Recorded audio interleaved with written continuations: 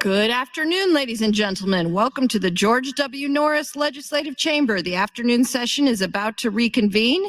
Senators, please record your presence. Roll call.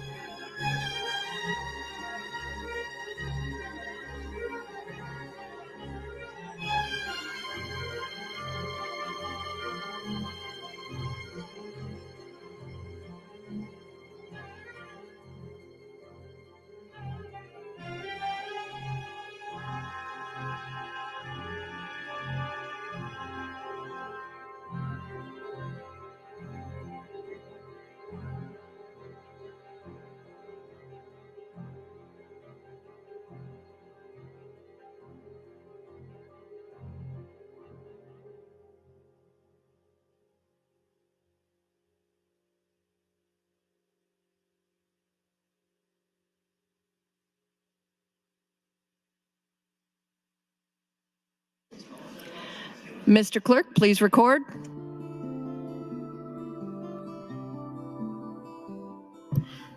Madam President, there is a quorum present. Thank you. Mr. Clerk, do you have any items for the record? Yes, I do. Thank you. Your Committee on Enrollment and Review reports to select file LB 1167, LB 1270, 1095, 484, and 852, some of them having amendments. Yeah. Madam President, I also have an announcement. The Urban Affairs Committee will hold an executive session at 2:30 p.m. under the north balcony. 2:30 p.m. under the north balcony. That's all I have at this time. Thank you, Mr. Clerk. Senator Holdcroft would like to recognize 12 students and 4 teachers in the 7th grade from St. Matthew's Catholic School in Bellevue, Nebraska, as well as his wife, Mary Jo Holdcroft from Bellevue, Nebraska. Please stand and be recognized.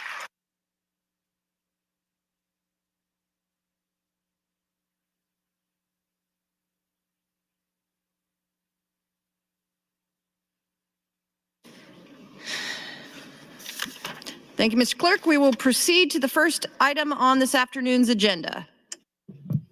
Madam President, LB 1413, we left off on that bill.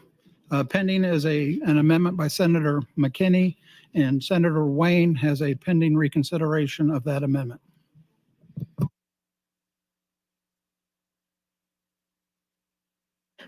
Senator Clements, you're recognized for a 1-minute refresh on your amendment. The amendment is not mine up there. Sorry, the bill itself. The bill. Thank you.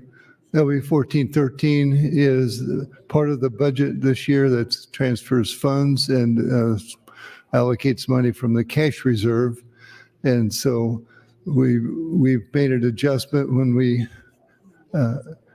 approved the amendment this morning with some adjustments that we had after the committee amendment. So those adjustments are in, and I just urge your green vote on LB 1413, but I'm not going to be, I'll be speaking on the amendment that's posting. Thank you. Thank you, Senator Clements. Senator McKinney, you're recognized for a refresh. Thank you, Madam President. My amendment is an amendment to evenly divide the funding for housing that is being appropriated in the budget this year. $12.5 million for rural workforce housing and $12.5 million for middle income workforce housing. Thank you. Thank you, Senator McKinney. Senator Wayne, you are recognized for a refresh on your motion. My motion is reconsider, reconsider, reconsider. Thank you. Thank you, Senator Wayne. Turning to the queue, Senator McKinney, you're recognized. Thank you, Madam President. So again, I brought this amendment because I believe that we should evenly divide these funds for rural income workforce housing and middle income workforce housing. We don't have to deep dive into dividing each other based on the locations of our district, whether it's in rural Nebraska or urban Nebraska. This is simply trying to address a disparity in the funding, whether people agree with it or not. If we don't make this change, since 2017, if passed, there will be a $42.3 million gap in funding, which means there will be $42.3 more million that went into the rural workforce housing fund than a middle income workforce housing fund. All this amendment is attempting to do this year, it's not even trying to address that, because trying to address that would be doing a whole nother amendment to send the whole $25 million to middle. I'm not trying to do that because I wouldn't think that's fair. Because if we have dollars for housing, let's just evenly divide the funding for housing. I think that is fair. I know there are some people who don't feel like any money should go to housing, but the cat is outside the bag. We're giving money to housing this year. The train is already rolling. All I'm saying is slow it down and let's evenly divide the funds. I think that is fair. I'm not trying to mess up anything in rural workforce housing. I'm just trying to make sure that we equitably split this money up for fairness purposes. There's housing needed all across the state. And that's what I think is being lost. Yes, there's different issues in different places of why housing is being underdeveloped no matter where you're at. There's arguments on both sides. All I'm saying is let's just evenly divide the funding. I think that is fair. I would ask for your green vote again. We were close last time, and I hope after lunch everybody has some time to think and that we can get there, because I think it's very important. Not important for me, not important for Omaha, not important for anybody but the state of Nebraska and the taxpayers, to show that this body cares about everybody, no matter where you're at. And we're going to equitably commit to funding housing. If we're giving up $25 million for housing, it should be evenly divided. Last year, there was a veto. And in that veto, which is ironic, there was an even split. As Senator Ibach mentioned, there was 10 million going to rural and 10 million going to middle. So if it was acceptable to pass an even split last year, why isn't that acceptable this year? I would love to hear the case. I'm just saying, if we're devoting $25 million to housing, let's evenly divide it and just have some fairness in this place. Thank you. Thank you, Senator McKinney. Senator Wayne, you are recognized.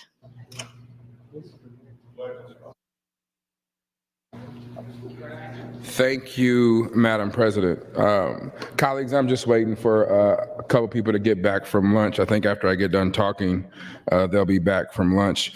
But I don't know if people know why I got into politics, so I'm going to tell a quick story. So maybe I said this before, but if you forgot, I'll tell you. So in 8th grade, my government teacher at King Science Center Middle School asked us to pick a project or pick up issue and write to a government official. Well, at the time, when we did census data, and even in schools, they would always say, list your race, and then they would always say your nationality. In the race, you had to check one box. And so me being biracial, I just thought, why should I have to deny one of my parents? It was just an issue. There wasn't an other box or a mixed race box at the time. So I wrote Senator Bob Kerrey at the time, and through his office, they did research, and he sent me a letter back in April 10th, 1994. And it said, thank you for contacting me regarding your request to include biracial categories in census information forms in the state of Nebraska. I have taken liberty to forward your correspondence to the Nebraska State Legislature, Senator Dan Lynch, District 13, ironic, my district, at the Capitol. And he provided to go on a little bit more information, but then he provided to tell me that it was a federal law called, or regulation called Directive 15. And at the state level, they just kind of followed the federal. So Senator Dan Lynch really couldn't do anything. But we began writing the federal government and talking. And I won't say it was because of my efforts, but within 3 years, they added the other, or biracial, now it's other category, which means you could have more than one race. So part of me thinks it was me, but the reality, it wasn't me, because probably nobody thought so. But it got me interested in government because there was something that was deeply affecting me personally. And this little kid from Omaha maybe had the opportunity to influence so other kids didn't feel the same thing that I was going through growing up, which was every time I had to fill out a form, I had to deny who I was in some capacity from one of my parents. And I just thought, that is the power of government. That is the power of us being able to help individually. It didn't cost us anything. There wasn't money flying around. It was just making sure regulations and laws worked for people. And that's kind of been a center point of where I've come from as far as policy and why I'm even passionate about being in government. And it all goes back to my 8th grade teacher, Mr. Morrison, who said, if you got this issue, start writing your government officials to figure out how to fix it. And before I graduated high school, it was fixing the census data information. And again, I don't think it was just me. I think there was millions of kids like me trying to figure out why they got to check off a box and deny somebody. But that kind of, we can all make a difference. And while I'm against the bill that, or the motion that Senator Ibach put in yesterday, Senator Jacobson said something on the mic that I just thought was powerful that we all got to remember, that people contacted his office and it influenced him. And that's what we should be. We should listen to our constituents, but we should always go back that government is here to help people. And we should do so by not giving them a handout, but definitely giving them a hand up, saying, hey, when you're down, we can help you. When you make a mistake, we'll help you back. And if we can make your life a little better, we should do so. And that's kind of why it was here. So with that, I think everybody is here now after lunch. If anybody else is in the queue, I would ask you to pull out of the queue. Not yet? 1 minute. Okay. Thank you, Madam President. I think so. That's it. Thank you, Senator Wayne. Senator Michaela Kavanaugh, you're recognized. Thank you. We were unclear on if everyone is here, so I'm going to take some time as well. Thank you, Senator Wayne, for sharing that story about how you first got involved in politics. I first got involved in politics before I was born, and I had no choice. Or some might say I was born into it, because I was not born in Omaha. I was born in Washington, D.C. when my dad was representing Congressional District 2. And he served in this body in the 70s. My sister Maureen was born the month before he was elected, and my brother John was born right after we moved back to Omaha. And I am between Maureen and John, so I was born in DC at Georgetown Hospital. And that's about it. When Rosalind Carter passed away, my dad found some old photos of my mom very pregnant with my brother and Rosalind Carter. So John has technically met Rosalind Carter. And another picture of my parents a couple of years earlier at some family event at the White House. And President Carter is holding my sister Maureen. And she had like a serious mop of red hair, like nobody's business. So it's a really cute, sweet photo that we've had in our family. Just going to check in on Senator Wayne, and we don't know. Keep going. All right. Well, I think I've proven in the past that I can keep talking for an extended period of time. I could keep talking about the budget. I mean, to be honest, I could keep talking about the budget, but I was just taking a page out of Senator Wayne's book. And as I said earlier this morning, I'm not quite at 100%. I'm not where I want to be mentally to be quick to think through the technical side of the budget. But I like to be well versed in the budget. And when I'm asking questions of my colleagues about the budget, I want them to be thoughtful and purposeful. So I should acknowledge that Senator Clements has continued to answer my questions with grace and collegiality, and I appreciate that because my questions are genuine and sincere, and the budget is an enormous document, and so questions should be genuine and sincere. I am in favor of the motion to reconsider. I guess I'll talk through the technical part here. So motion 1275 is the motion to reconsider the vote. So we all will vote, hopefully green. Everyone can vote green on the reconsider. And then we vote on the actual amendment once the reconsider is successful. So you can vote for the reconsider even if you don't support the underlying bill.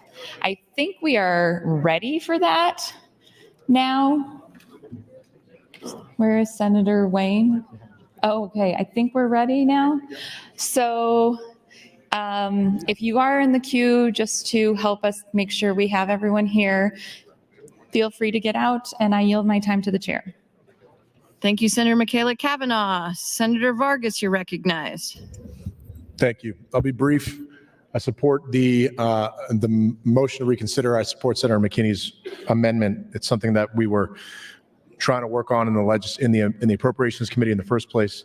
Most importantly, the reason I support both these programs, I want to thank Senator Lippincott and others, because they're good programs. They work effectively. They're still being led, obviously, by the Department of Economic Development, and we're simply setting them aside, and we're going to have to make sure the dollars get out in the future.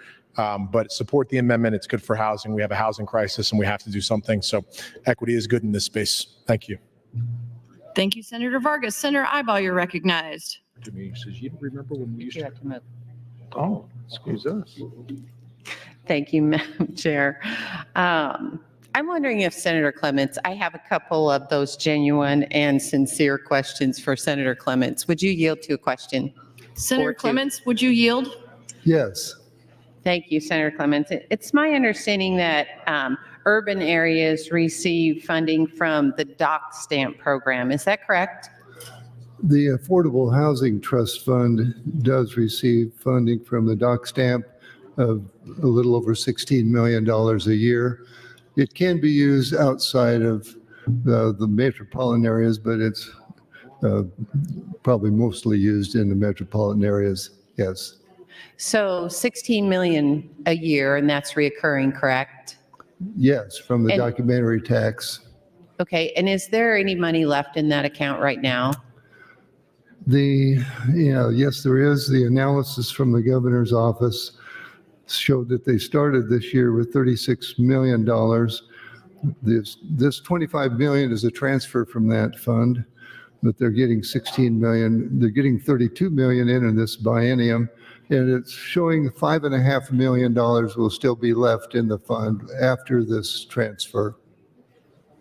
Okay, thank you very much. So to that point, I think if we were going to be fair and even, it might be worth pursuing dividing that expense as well, or that income.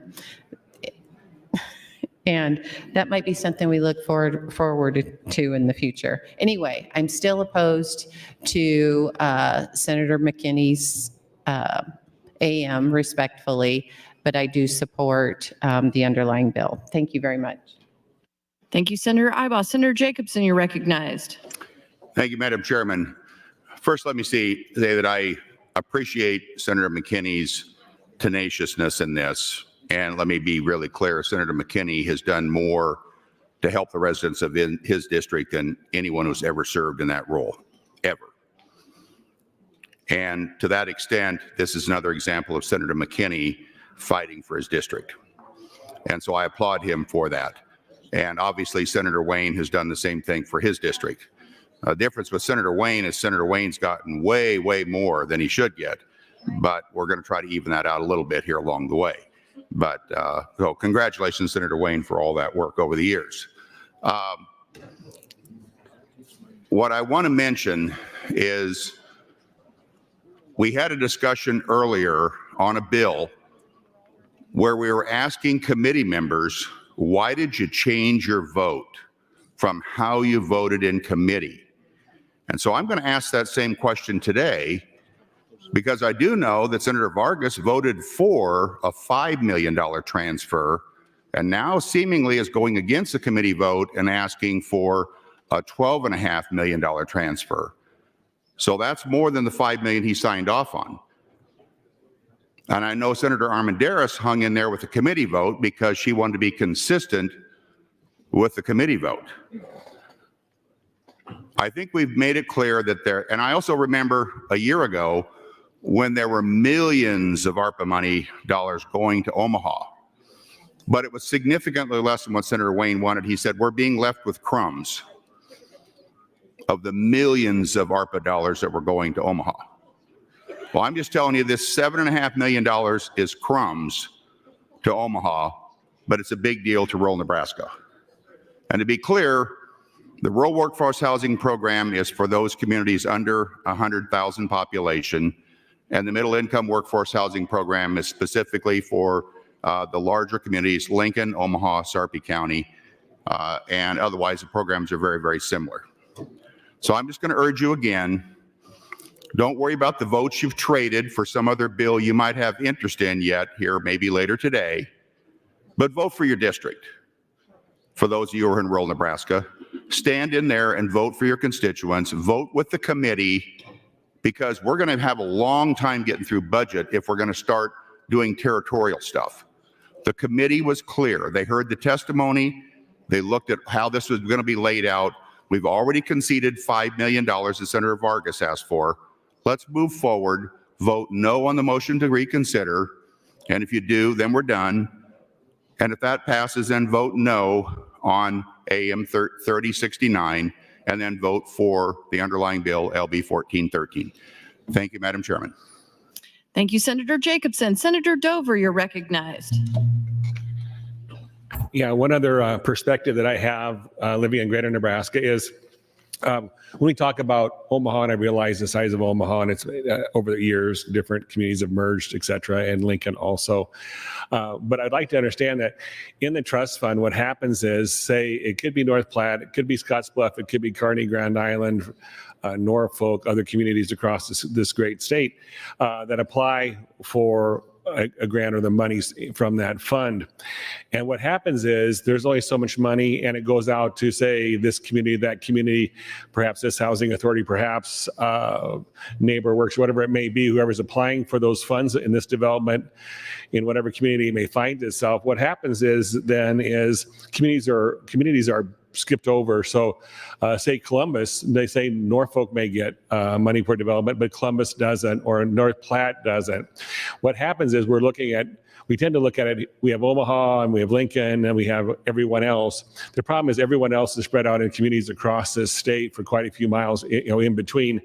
And that's one reason we need to make sure that we fund this, because there's a lot more pots it has to get to.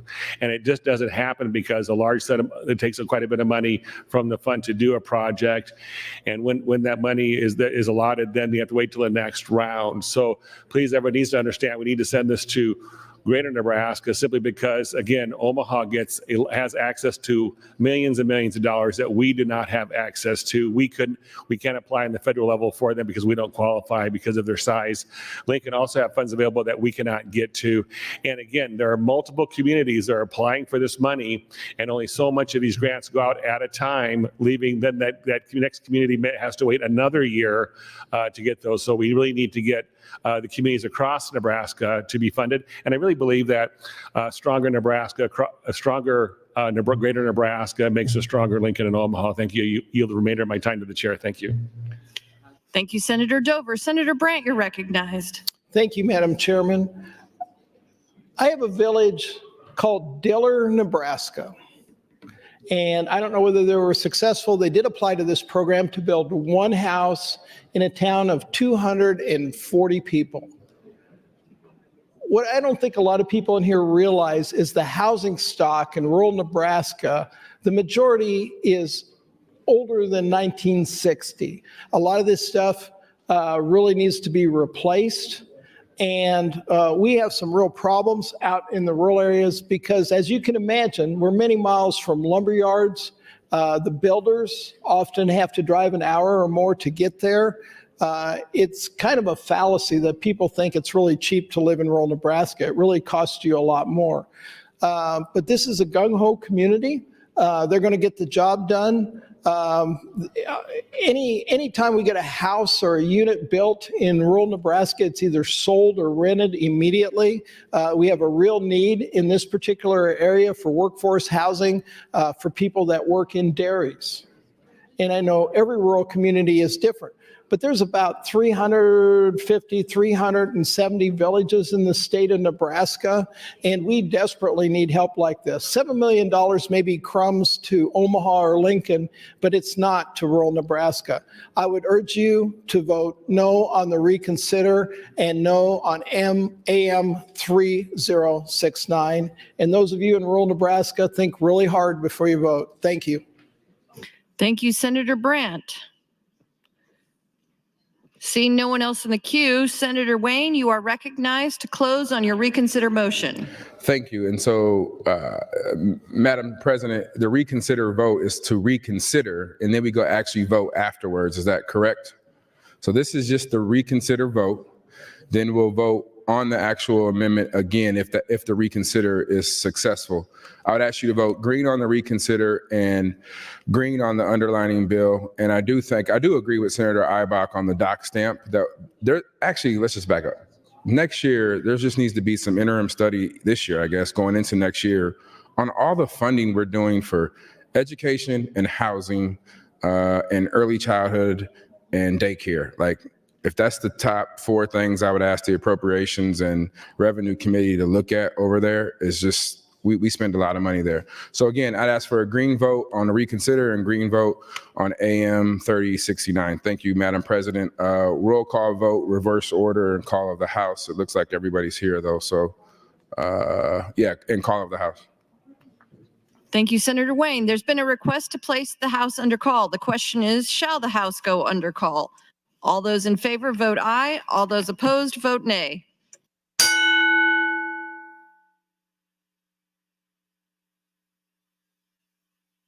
Record, Mr. Clerk.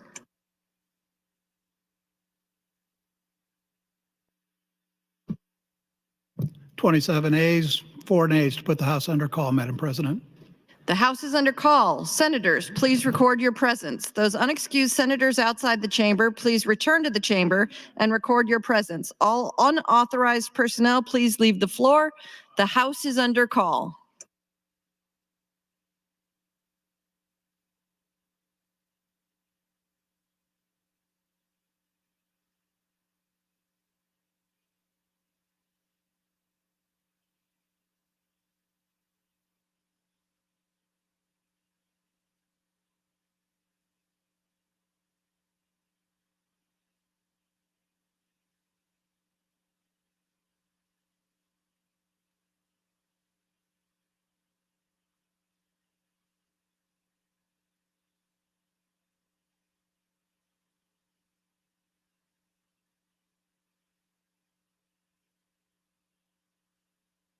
Senator Brewer, please check in.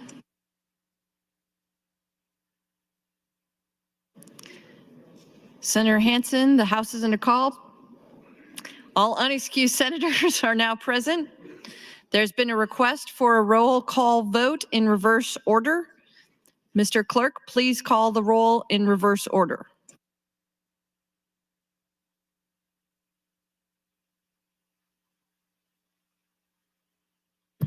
Senator Wishart. Senator Wishart voting aye. Senator Wayne voting aye. Senator Walls voting aye. Senator Von Gillerin voting aye. Senator Vargas voting aye. Senator Slama voting no. Senator Sanders voting yes. Senator Reapy voting yes. Senator Raybold voting yes. Senator Merman voting no. Senator Mosier voting no. Senator Meyer voting yes. Senator McKinney voting yes. Senator McDonald voting yes. Senator Lowe voting no. Senator Lippincott voting no. Senator Linehan voting yes. Senator Kauth voting no. Senator Jacobson voting no. Senator Ibach voting no. Senator Hunt voting yes. Senator Hughes voting no. Senator Holdcroft voting yes. Senator Hardin voting no. Senator Hansen, voting yes. Senator Frederickson, voting yes. Senator Erdman, voting no. Senator Duncan, voting yes. Senator Dover, voting no. Senator DeKay, Skip Dorn. Senator Dorn, voting no. Senator DeKay, voting no. Senator DeBoer, voting yes. Senator Day, voting yes. Senator Conrad, voting yes. Senator Clements, voting no. Senator Michaela Kavanaugh, voting yes. Senator John Kavanaugh, voting yes. Senator Brewer, voting no. Senator Brandt, voting no. Senator Bosselman, voting no. Senator Bostar, voting yes. Senator Blood, voting yes. Senator Ballard, voting yes. Senator Armendariz, voting no. Senator Arch, voting yes. Senator Albrecht, voting yes. Senator Aguilar, voting no. The reconsideration motion, Excuse me, Madam President, 27 ayes, 20 nays on the motion to reconsider. the reconsideration motion is successful. The next vote, colleagues, will be on the amendment.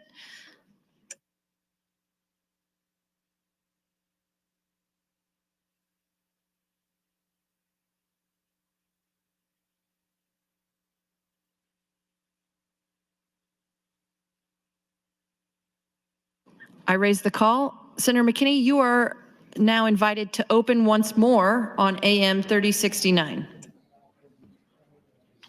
Thank you, Madam President. AM 3069 is to just evenly divide the housing resources that we're appropriating this year between the Rural Income Workforce Housing Fund and the Middle Income Workforce Housing Fund. 12.5 million going to one and 12.5 million going to the other. Thank you.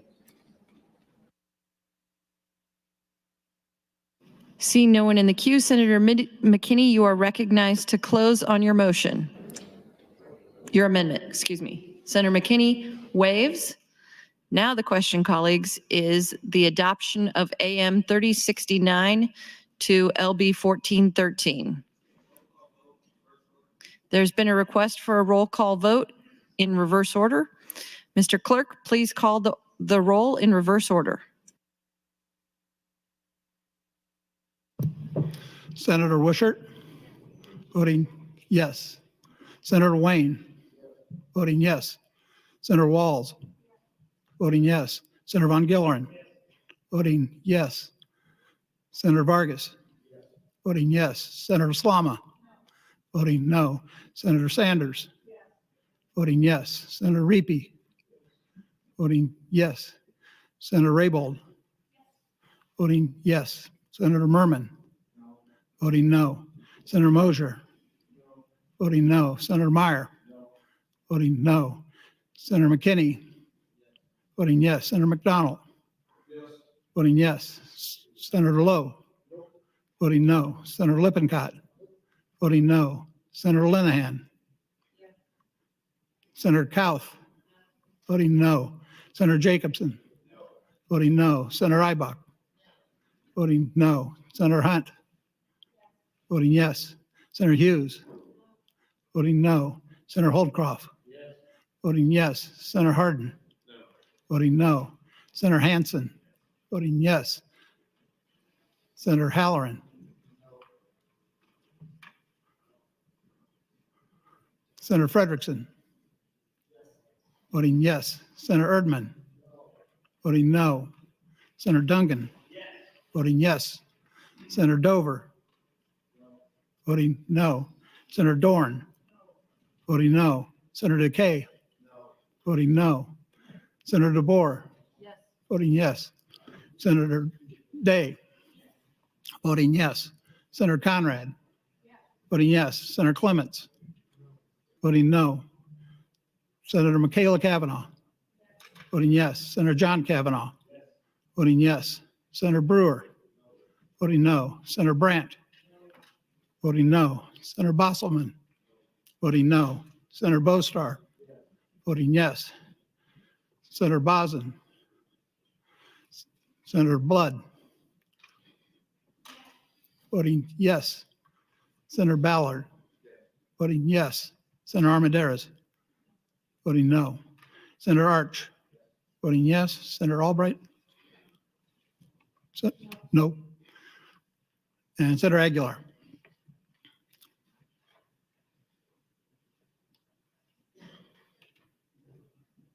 Senator Aguilar? Voting no.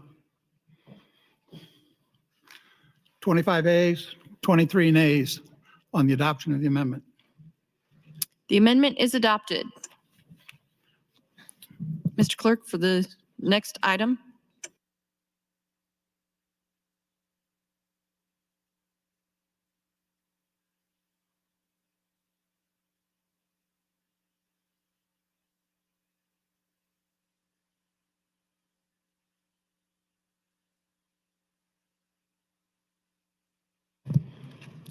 Madam President, Senator Hansen would offer Amendment 3115.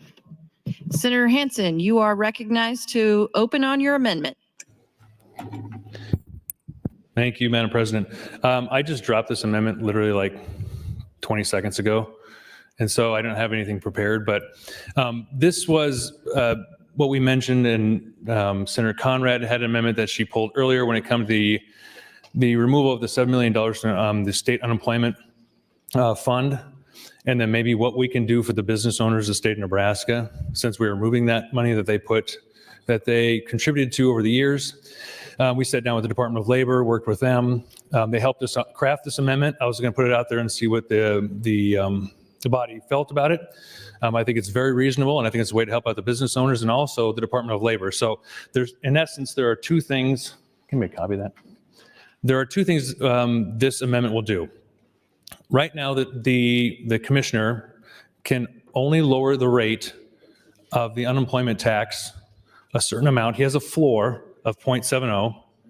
This will bring it down to 0.50. So now he has the ability to lower the tax rate that goes in the unemployment fund if he feels like he needs to. Like there's too much money being put in the fund, he can lower it down to hopefully draw down some of those funds, and so people can actually use them up. This is something that he has actually done the last 4 years. He's actually obligated to keep it at 1.0, but he's actually gone down to 0.70 the last 4 years. But that's the lowest he can go to help lower that rate and draw down the fund for the business owners of Nebraska. So this would actually allow him to actually lower that a little bit more. And then also the other thing that it does, it actually almost gives a 5% unemployment tax holiday. And so right now, when you pay your unemployment tax, roughly about 95% of that goes towards the federal part, 5% goes towards the state. That's the one that we drew all that money out of. So for the business owners of the state of Nebraska, we're saying we're going to give you a 5-year holiday so you're going to pay 95% of your unemployment tax, which would then justify us removing some of that money from the state unemployment fund. So in essence, that's what it does. I discussed with Senator Von Gilleren, I discussed with the Department of Labor. And so I think this would be a good thing that we can do to help make up for taking out all those funds out of the unemployment, the state unemployment fund. So I'd be willing to answer any questions best that I can. So I just want to leave it at that and then kind of see what everyone thinks about it. So thank you, Madam President. Thank you, Senator Hansen. Turning to the queue, Senator Conrad, you are recognized. Thank you, Madam President, and good afternoon, colleagues. I want to thank Senator Hansen for bringing forward this amendment, and I know that people are working to review it and get up to speed. Just as a general point, we had a significant amount of debate about the state unemployment insurance trust fund and the proposed transfers thereto. in the budget on general file. I was proud to bring forward an amendment to address that and stop that impermissible sweep. It had broad support from the Lincoln, Omaha State Chamber and the Nebraska AFL-CIO, an unusual confluence of different stakeholders in the business and labor community coming together to say, wait a minute, this is not what this fund was set up for. This is not for its intended purposes. This is not a garden variety cash fund that can just be swept willy-nilly for various and sundry purposes. But recognizing there were a lot of questions about how the fund was operating, I know Senator Hansen and myself and other senators have continued dialogue with the Appropriations Committee, the administration, the business community, and labor interests to figure out if there was a way to perhaps mitigate some of the impacts in the short term for this budgetary cycle, and to ensure that all parties were using the flexibility afforded to them under existing law in the authorizing statutes for the suit fund, to make sure that once we take care of a backstop for unemployment purposes, that additional funds available within that context are going out as the legislature intended for workforce development, for job training, for those kinds of purposes as was originally intended. It seems that perhaps even very worthy applications that have been put forward for drawdown and utilization of those funds had not been successful recently. So I know that Senator Hansen is trying to find a way forward on this issue.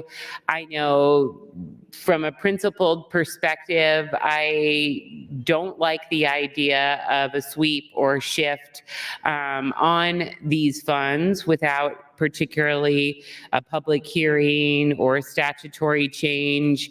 I think people are working in good faith to try and learn more about the program and move forward in the short term, but I plan to introduce an interim study to continue the conversation beyond the budgetary debate, wherein we cannot effectuate ongoing statutory changes, to see if we do need to provide any additional flexibility or authority to bring down the fees. If the fees are too high and not being utilized as intended, as we debated and discussed on general file, we should address that. And we should bring those down if that's warranted. However, I think that we'll need to do that over a longer period of time than we have before us on select file debate. So I wanted to signal out there are ongoing conversations about what is available and authorized under the existing statute.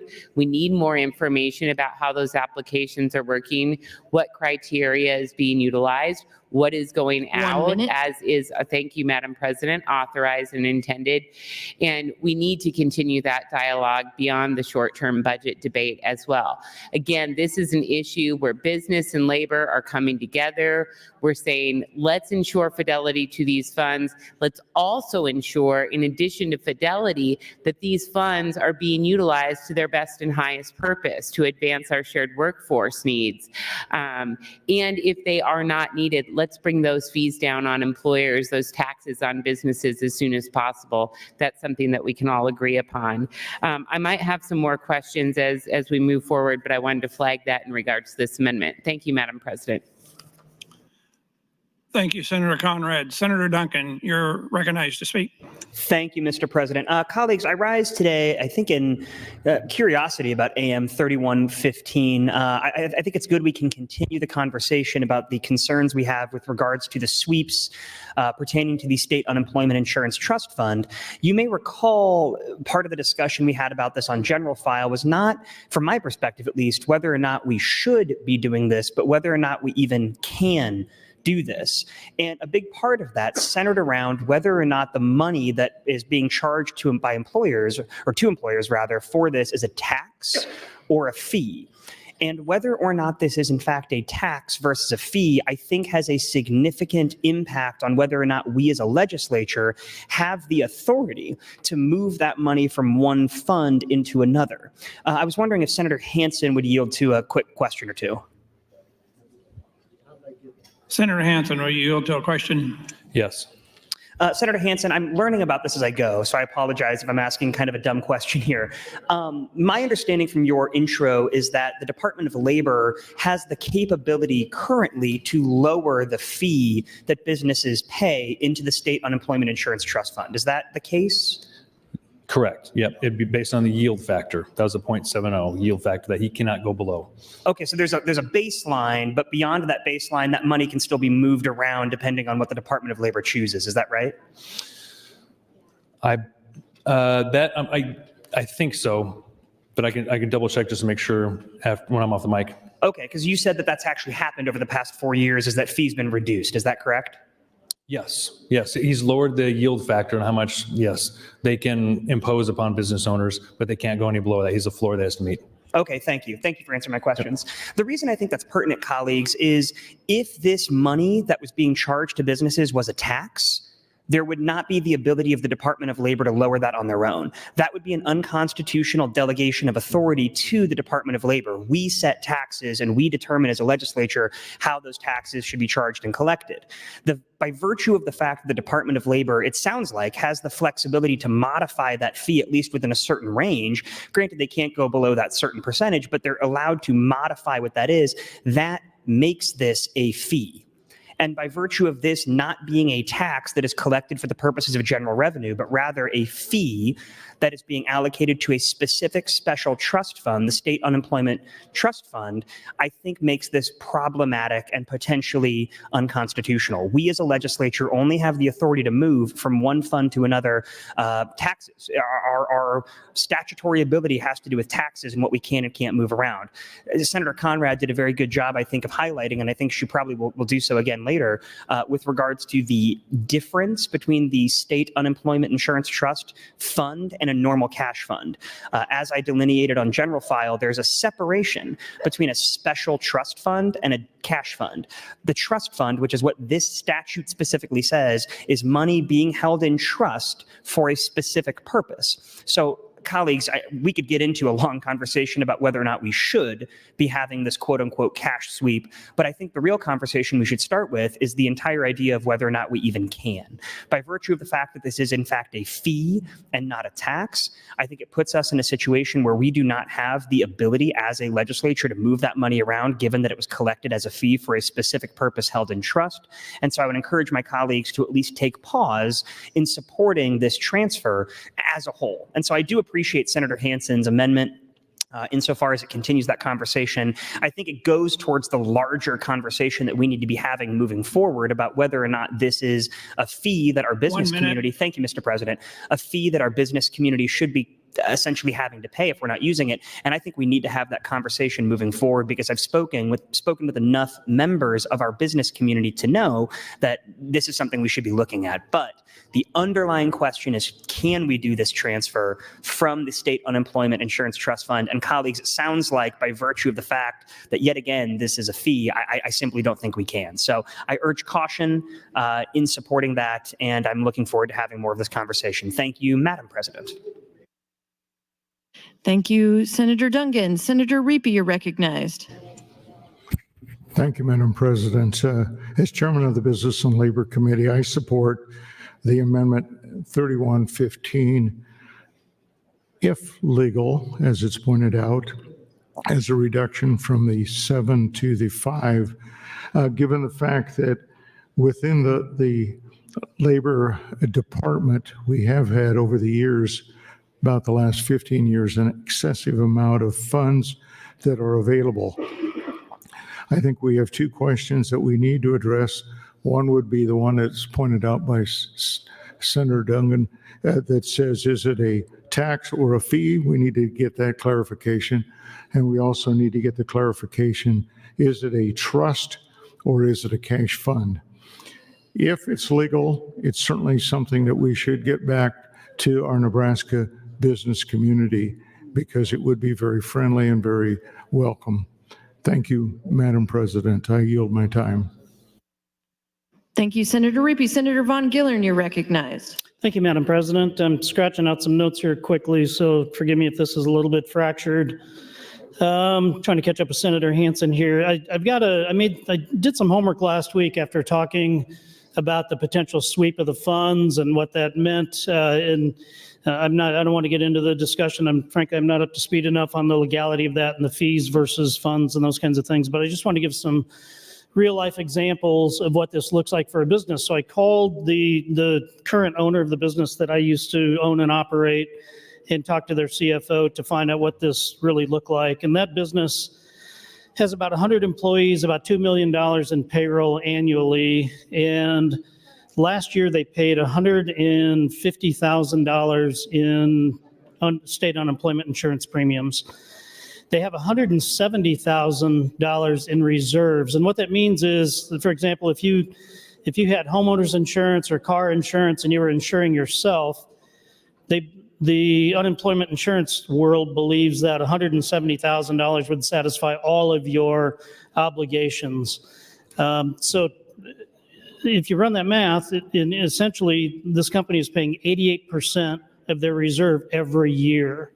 So obviously, like all insurance, that's going to help other industries and other companies that have exceeded what their reserves are, but that's kind of an insane number. None of us would want to do that with our homeowners or auto insurance. If you look this up, there's a lot of math here. There's an experience factor, and that rating comes from your history as an employer of how frequently do you lay people off? How frequently do people tap into unemployment insurance from your business and draw out of that? The company that I was with previously has a very low experience factor. It's 0.52, which means that they pay 52% of the first $9,000 a year on every employee. There are 20 different categories. The lowest category is 0. And the highest category is 5.4%. Construction gets a special rating for new employers, and that can vary from 1.25% to 5.4%. So it's kind of a weird world. There's a lot of algebra involved in arriving at the numbers. But what I want to stress is a couple things. Number one, there is no fiscal impact to this change. And number two, because of this change going forward, the business community and I, speaking on myself, can support the sweep of the funds to do what the Appropriations Committee is trying to do. And knowing that the fees will be more reasonable going forward, that they'll no longer collect fees beyond what need to be collected in order to keep the fund solvent and upright, is a great message to send to the business community. So I appreciate Senator Hansen's work on this and trust that the support of the floor will give a green light on Senator Hansen's 3115 and also on the appropriations bill LB 1413. Thank you, Madam President. Thank you, Senator Von Gillern. Senator Clements, you're recognized. Thank you, Madam President. First of all, I want to remind you that I read a letter from the U.S. Department of Labor that it was okay for us to transfer the funds from the State Unemployment Trust Fund because that's state dollars, not federal dollars. And so I stand by that being a proper transfer. Now, on this question, would Senator Hansen yield to a question? Senator Hansen, would you yield? Yes. Thank you, Senator Hansen. The concern I have is that the transfer in the budget bill now is $70 million, which would leave about $12 million at the end of fiscal year 25, June 30th of 2025. Will this reduction, and so we're still going to be collecting money into this fund, will this reduction still allow for that much money to remain in the trust fund to $70 million? Yeah, with this, we're not touching what's currently going to be left over in the fund. When will the reduction in collections start? 25 through 29. fiscal year 24-25. Okay, that fiscal year starts July 1, 2024. So there'll be 1 year of reduction. How much reduction in transfers to this fund will there be in 1 year? It's difficult to say since they figure it out every year based on payroll, number of employees.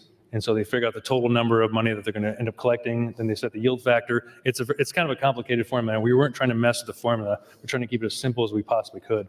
So the amount of money that they're going to be collecting based on the formula that they then again do the yield factor on, we're decreasing that by 5%. So the amount of money that the employers would pay into this, we're decreasing that by 5%, reflective of what we did with the state fund. So there still will be some funds coming in. Yes. But it'll be just decreasing. Thank you, Yes. Senator Hansen. My calculations were that after this transfer, if the traditional revenues were coming in, we would still leave $12 million in the State Unemployment Trust Fund. Even if we don't receive any more in this next fiscal year, that was projected to be $3.3 million.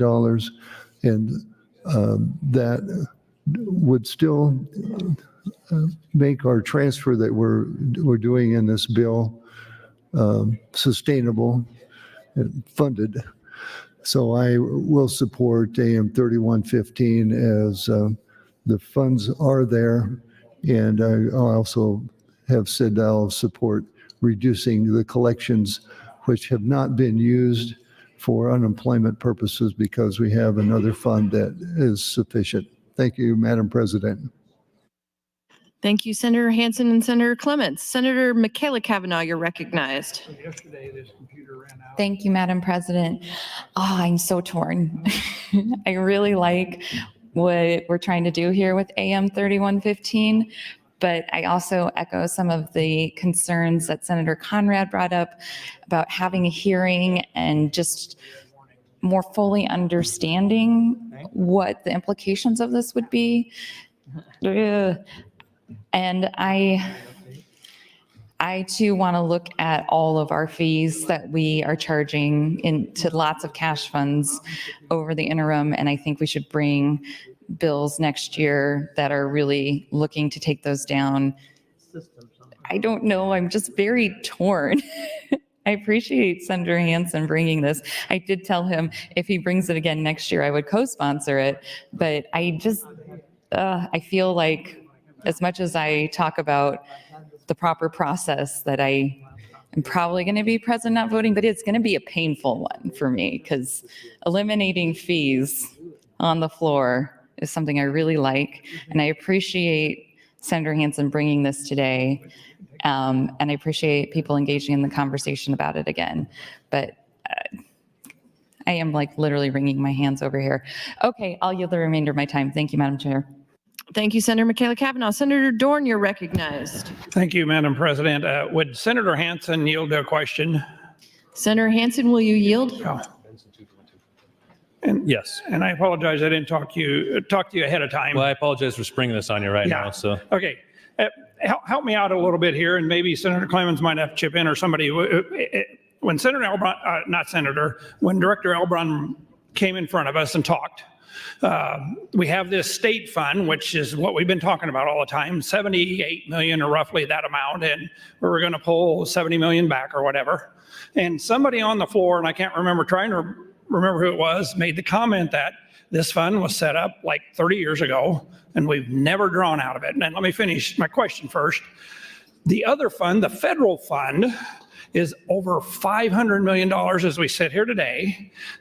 Director Elbron specifically talked about, and I don't remember the exact number, in the last 3 years, never have we used more than 40 million. My question to you is, why do we even have this fund? Why don't we get rid of it? I don't know why we're sitting here talking about, let's put it down to this level or this level. I think we ought to get rid of the whole thing. that's originally was our intention. Senator Von Giller and I were talking about this. And so upon further investigation and talking with the department, even if you get rid of the state fund, there'll be some money still left in there we have to figure out what to do with, right? We can get rid of that though. Yes. Don't worry about that. You could. But if you get rid of it, it won't change the tax rate or any of that kind of stuff at all, right? And so because it kind of all gets collected the same and then distributed a certain way. So from my understanding, if you even get rid of the state fund, it's not going to change the tax rate on the business owner.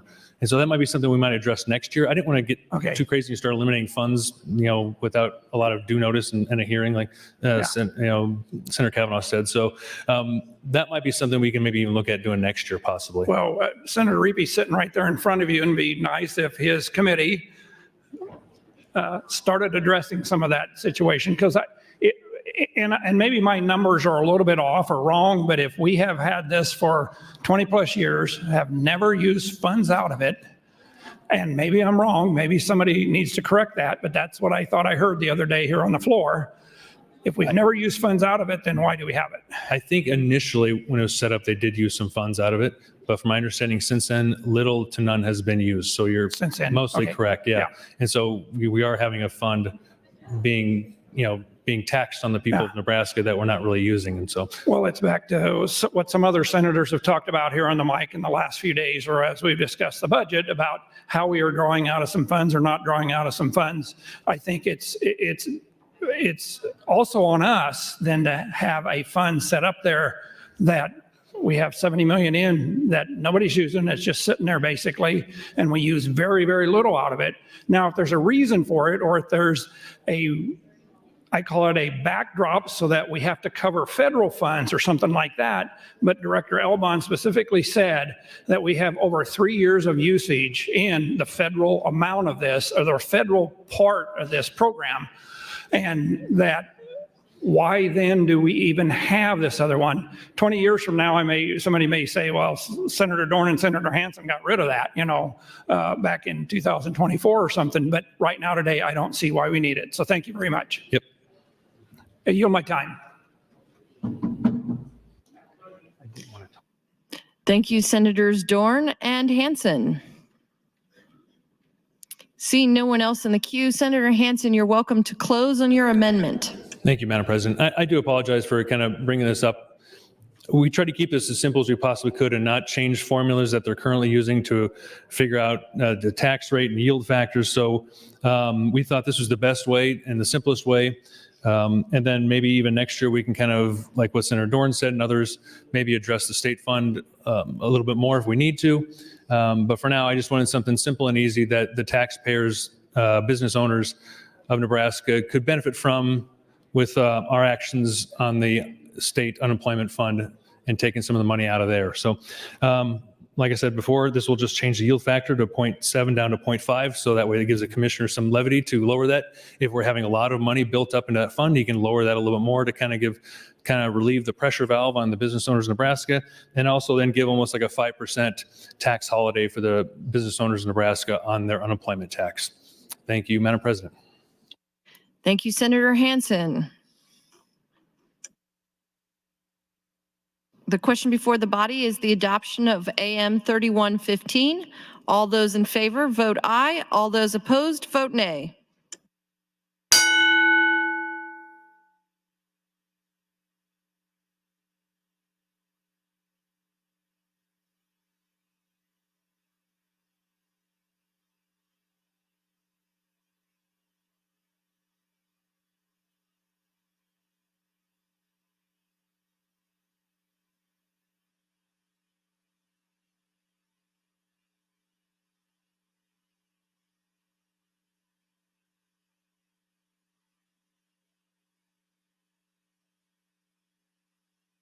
Have you all voted?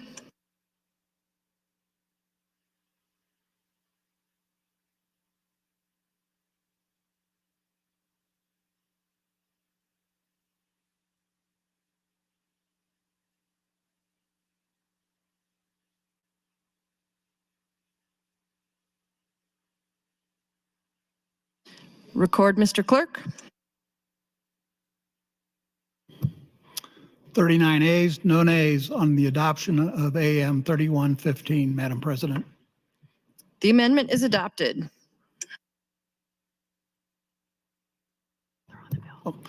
Madam President, I have nothing further on the bill.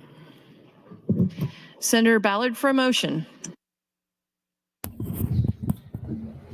Madam President, I move that LB 1413 be advanced to ENR for engrossing. Colleagues, you've heard the motion. There's been a request for a machine vote. All those in favor vote aye. All those opposed vote nay.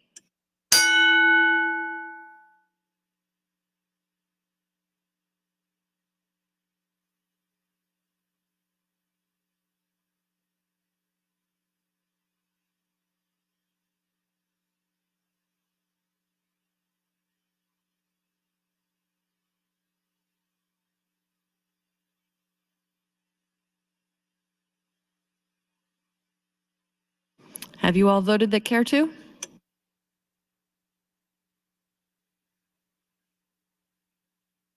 Record, Mr. Clerk. 42 ayes, 3 nays on the advancement of the bill. The bill is advanced. Mr. Clerk, for the next item.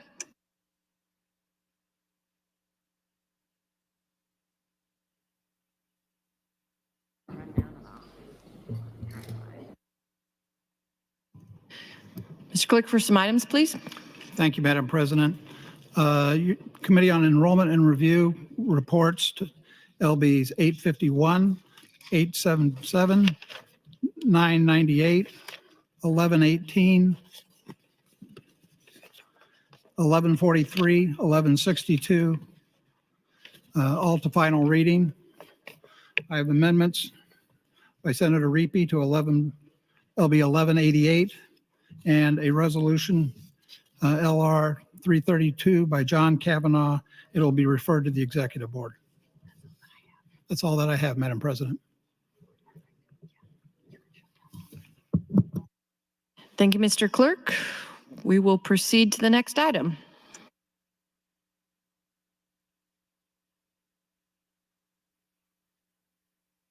Madam President, the next bill is Select File LB 1412. I do have an enrollment and review amendment. Senator Ballard for a motion. Madam President, I move the ENR amendment to LB 1412 be adopted. Colleagues, you've heard the question. All those in favor say aye. All those opposed say nay. They are adopted. Next amendment, Mr. Clerk.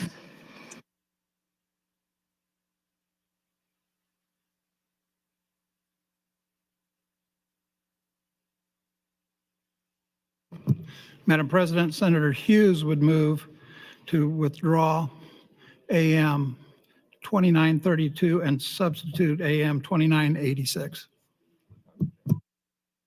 Without objection, so ordered. Senator Hughes, you're recognized to open on your amendment. Thank you, Madam President.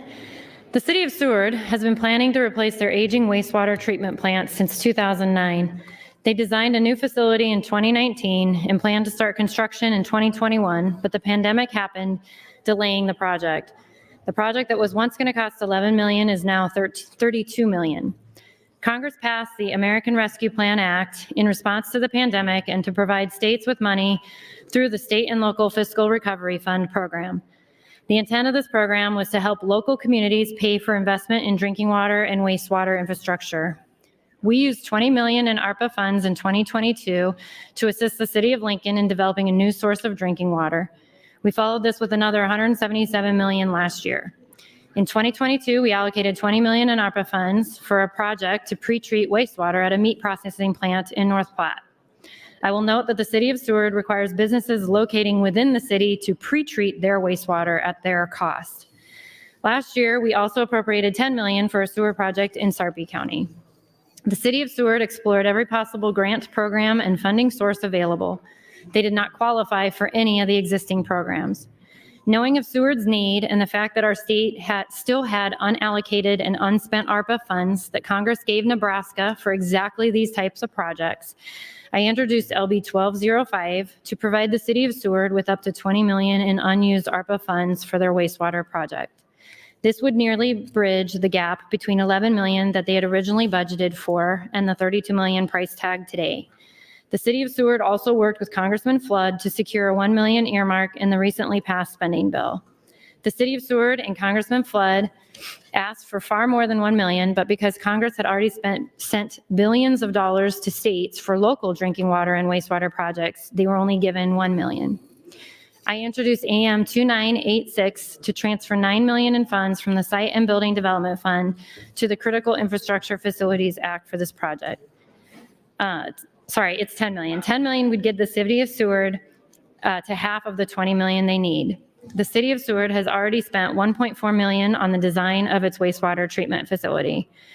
An investment in a wastewater facility will have tremendous impact on the ability of City of Seward to afford this project, and it will have an outsized impact on the sewer rates that nearly 8,000 residents of Seward will have to pay for the next 40 years. This $10 million investment will help Seward could continue to grow while remaining compliant with the wastewater regulations. The City of Seward and Seward County in general are fast-growing communities that support a large manufacturing and ag processing sector. Seward will soon be home to a new agricultural processing facility that will generate an estimated economic impact exceeding $250 million annually. I can't speak to the details of this project as it is not public yet. However, in order for the City of Seward to continue to grow and bring more facilities like the one I just mentioned, it's critical that they proceed with the construction of their planned wastewater treatment facility. I appreciate the Appropriations Committee's hard work on the budget and appreciate the fact that they worked to accommodate everyone's request and that they could only grant so many. Colleagues, I urge you to adopt AM 2986 and I ask for your green vote. Thank you, Madam. Thank you, Senator Hughes. Senator Michaela Kavanaugh, you're recognized. Thank you, Madam President. Would Senator Clements yield to a question? Senator Clements, will you yield? Yes. Senator Clements, if we adopt this amendment, how will that factor into the overall budget? I believe this is an ARPA request. Is that what this is? It's a request for ARPA funds, which what we have in the committee amendment allocates all the ARPA funds, and somewhere we don't have any more ARPA funds left. The potential would be the only number that's that big is the Department of Transportation Roads Operations Fund of ARPA. Okay. Thank you, Senator Clements. Would Senator Hughes yield to a question? Senator Hughes, will you yield? I know. Yes. Senator Hughes, does your amendment, and I apologize, I haven't read your new amendment, does it reallocate the funds away from other ARPA funding sources, or is this an additional appropriation? Basically, I'm asking how is this going to function, because we can't take more money than we have. So this was the 20 million of ARPA funds that were for water specific projects, but the appropriations moved it to the DOT, Department of Transportation. So it would be bringing that back. So 20 million plus some there, and then bring it back and do 10 million for a water project. So it's taking all of the money that went to roads back. We're asking for 10. So they put 20 million plus some. So your amendment transfers 10 million back to the water fund and allocates those funds to, can you allocate those funds through this bill, or does it have to be on 1413? This one, sorry. Okay. Yes. All right. Okay, so we're going to take, and we also took money away from the roads on the last bill. We just did on the last one, I think it was 500,000 for the Special Olympics. Yes. One. Yes, it would be that same, it would be out of that same piece. Okay. Yeah. All right, thank you for yielding to the question. Thank you, Madam President. I yield my time. Thank you, Senator Hughes and Senator Michaela Kavanaugh. Senator Brandt, you're recognized. Thank you, Madam President. I believe Senator Holdcroft probably has one after this. Is that correct? He's nodding his head yes, and probably for a similar amount. So a little background here. When we appropriated the over $1 billion in ARPA funds last year, some of the agencies that received them are unable to use them before the use-by date, which is December 31st of 2025, and they have graciously returned them to be used on projects that are ready to be used. The Appropriations Committee in its wisdom gave that $20 million to the Nebraska Department of Transportation. And they are going to allocate those funds as follows. $3 million off the top to fill a hole in the Department of Aeronautics. And then you got to kind of listen up here. There's 6 road projects in the state that are going to get chip coded. And this is where the money is going to come from to fund these 2 amendments. Highway 4, Table Rock and Steiner, I believe that would be Senator Slama's district, $3.5 million. Highway 6, Grafton area, which is, depending on which way that goes, is probably both myself and Senator Merman, $2.3 million. Highway 39, Genoa area, I don't know, is that Senator Myers? No, Senator Moser has Genoa, $4.5 million. Sargent, who's got Sargent? Okay, Senator Brewer at Sargent, $1.3 million on Highway 183. Madrid, Lincoln County line, would that be Senator Ibaugh? Madrid? Yep, she's going, yep. Madrid, $2.2 million. And the last one is Spur 16B and 16F, Hackberry Lake and Ninzel. Is that Senator Brewer again? Yep, he's winner. He gets 2 of them, $3.2 million. So I just want everybody in here to be aware that if we award these funds to these 2 sewer projects, these are the projects they're coming from. These projects will not be funded. They will not go forward. And while I'm not opposed to helping on these projects, I believe, and Senator Hughes can expound on this on her own time, but I know the city of Seward is planning on building some economic development projects, and therefore is the need to expand their sewer system. I think that's great. If you're a city and you're growing and you've got economic development, that can help you pay those sewer bonds over the years. And I know last year Senator Holdcroft came into our committee in natural resources asking for help with Sarpy County. Kind of the same thing. If we can develop these large swaths of Sarpy County, they're going to build more houses, more warehouses, more businesses, more stadiums, whatever they build up there. But I will tell you, in rural Nebraska, to get a road chip coded takes an act of God. And so these projects are the next ones in order for them to do.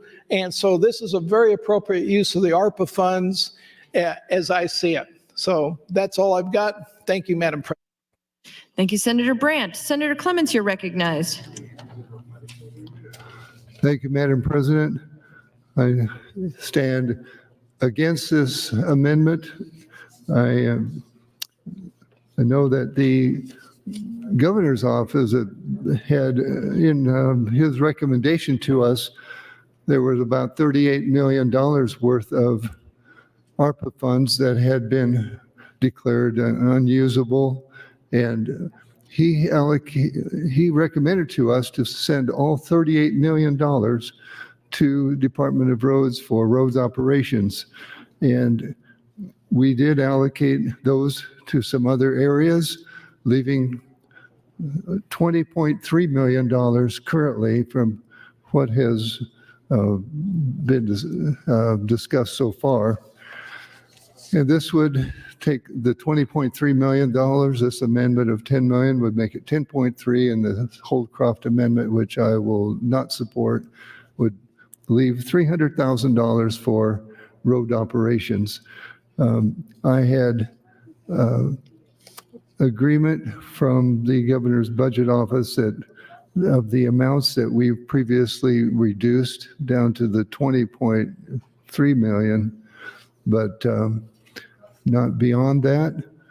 So I think the reason that we allocated the rest, and that the governor is that, as Senator Brandt pointed out, leaving the funding to the Department of Transportation spreads the money around the state.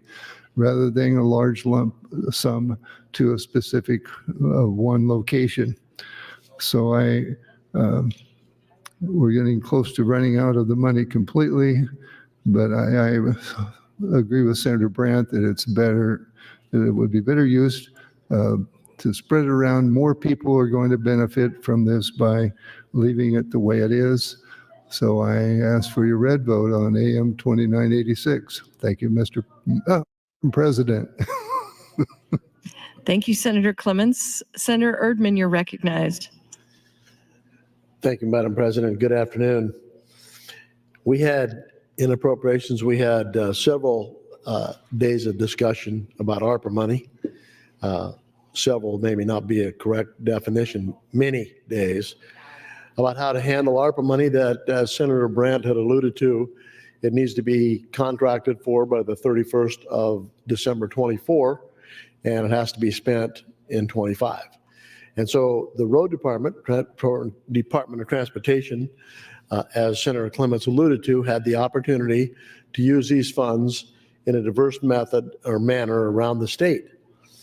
And Senator Holcroft has a bill coming up, I think it's 2955, that would designate $10 million to the Sarpy County Water Treatment Facility. And so those two together would leave very little money left for the road department. We have had issues for years trying to get our infrastructure rebuilt and constructed in a way that we can have commerce moving up and down the road. And this is an opportunity for us to make the best use of the money. I understand Senator Hughes and Senator Holcroft have issues that they would like to see supported by the ARPA money, but we spent some time analyzing what we should do with the money, what's the best method to distribute or appropriate this money, and we've concluded that transferring it to the Department of Transportation is the correct way to go. So I would echo what Senator Clements had just said, vote against 2986, and then the next amendment, Senator Holcroft 2955, will have the same exact effect. So please vote red to sustain what we, the Appropriations Committee, thought was appropriate spending of our money. Thank you. Thank you, Senator Erdman. Senator Moser, you're recognized. Thank you, Madam President. Well, both of these amendments are attempts to bring home money for their districts, and I don't blame them for trying it, but it comes at the expense of other projects in a wider part of the state. You know, every community has needs, and to specifically earmark money just for Sarpy County or just for Seward, I think is wrong. The roads department can't sell bonds and pay the bonds back in revenue like you can with a sewer treatment plant. When I was mayor of Columbus, we ran up against our capacity. We had a potential company to consider adding to our sewer project, our sewer treatment plant, and we didn't have the capacity to do it, and so we spent $20 million of our own funds and then used future sewer bills to pay that back. We sold bonds, and that's available to both Sarpy County and to Seward County. They can, or Seward, the city of Seward, they can sell bonds, build a project, and then just pay it back out of future revenues. Both of those projects are going to happen. Nobody's going to flush their toilet with nowhere for their sewage to go.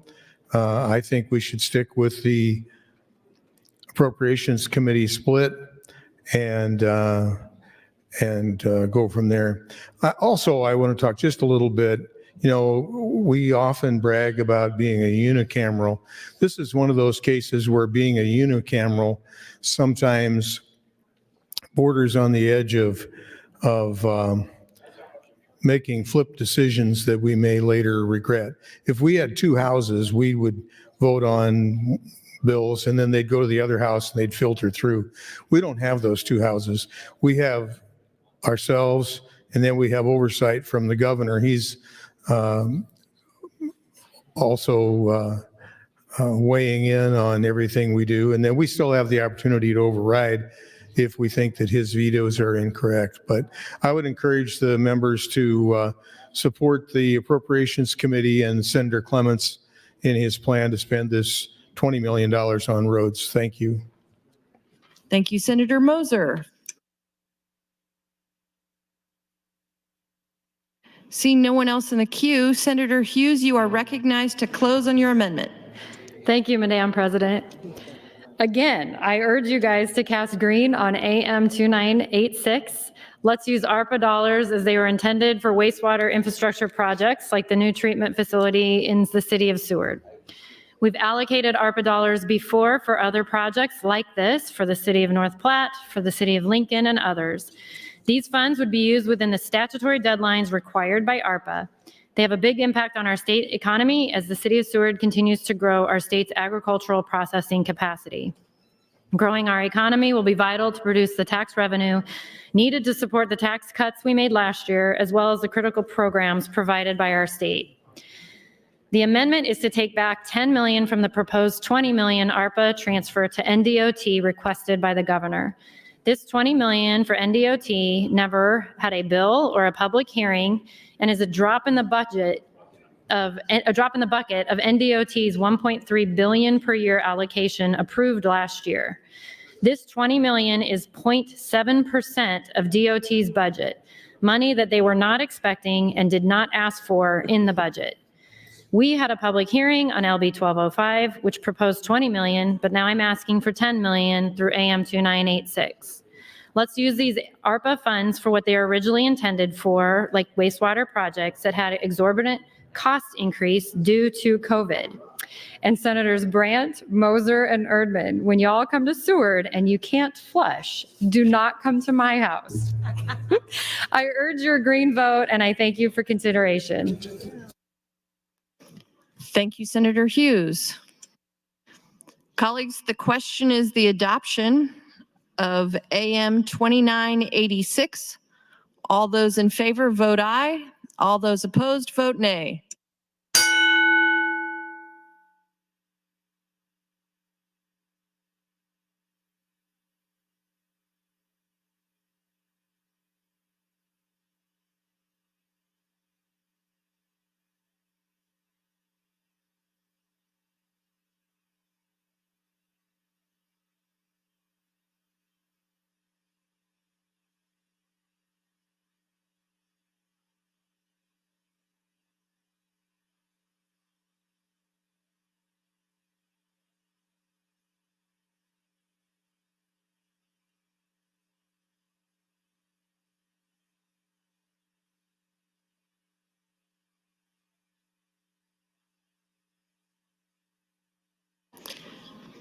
Mr. Clerk, please record.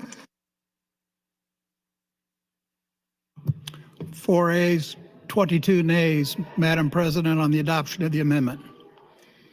The amendment is not adopted. Mr. Clerk, for the next amendment.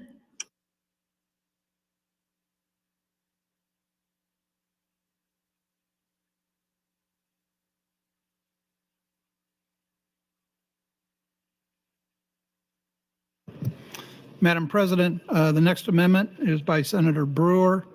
It is AM 2954. Senator, I understand you wish to withdraw the amendment.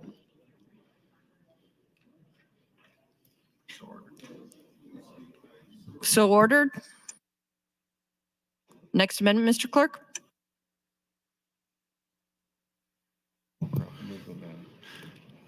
Madam President, the next amendment is AM 2955 by Senator Holdcroft. Senator Holdcroft, you are recognized to open on your amendment. Thank you, Madam President. Okay, the last one was Hughes' bill. This is my bill, so I expect to have more than 4 votes. Thank you. AM 2955 mirrors the intent of LB 1080, which was brought to me by Sarpy County and the city's wastewater agency. LB 1080 was to provide a one-time $10 million should there be any unexpected and unencumbered ARPA funds to the Department of Natural Resources. This will provide a grant to an entity within a county exceeding 100,000 inhabitants formed pursuant to the Interlocal Cooperation Act to aid in funding the construction of a wastewater system. Currently, the Sarpy County and City's wastewater agency is conducting the Sarpy County Sewer Expansion Project, which they have provided nearly $120 million toward. According to a report commissioned by Hunden's Strategic Partners, which I've passed out, over a 30-year period, the economic development facilitated by the completion of the Sarpy County sewer expansion would generate $15.8 billion with a B in state tax revenue from sales, hotel, corporate income, and personal income taxes.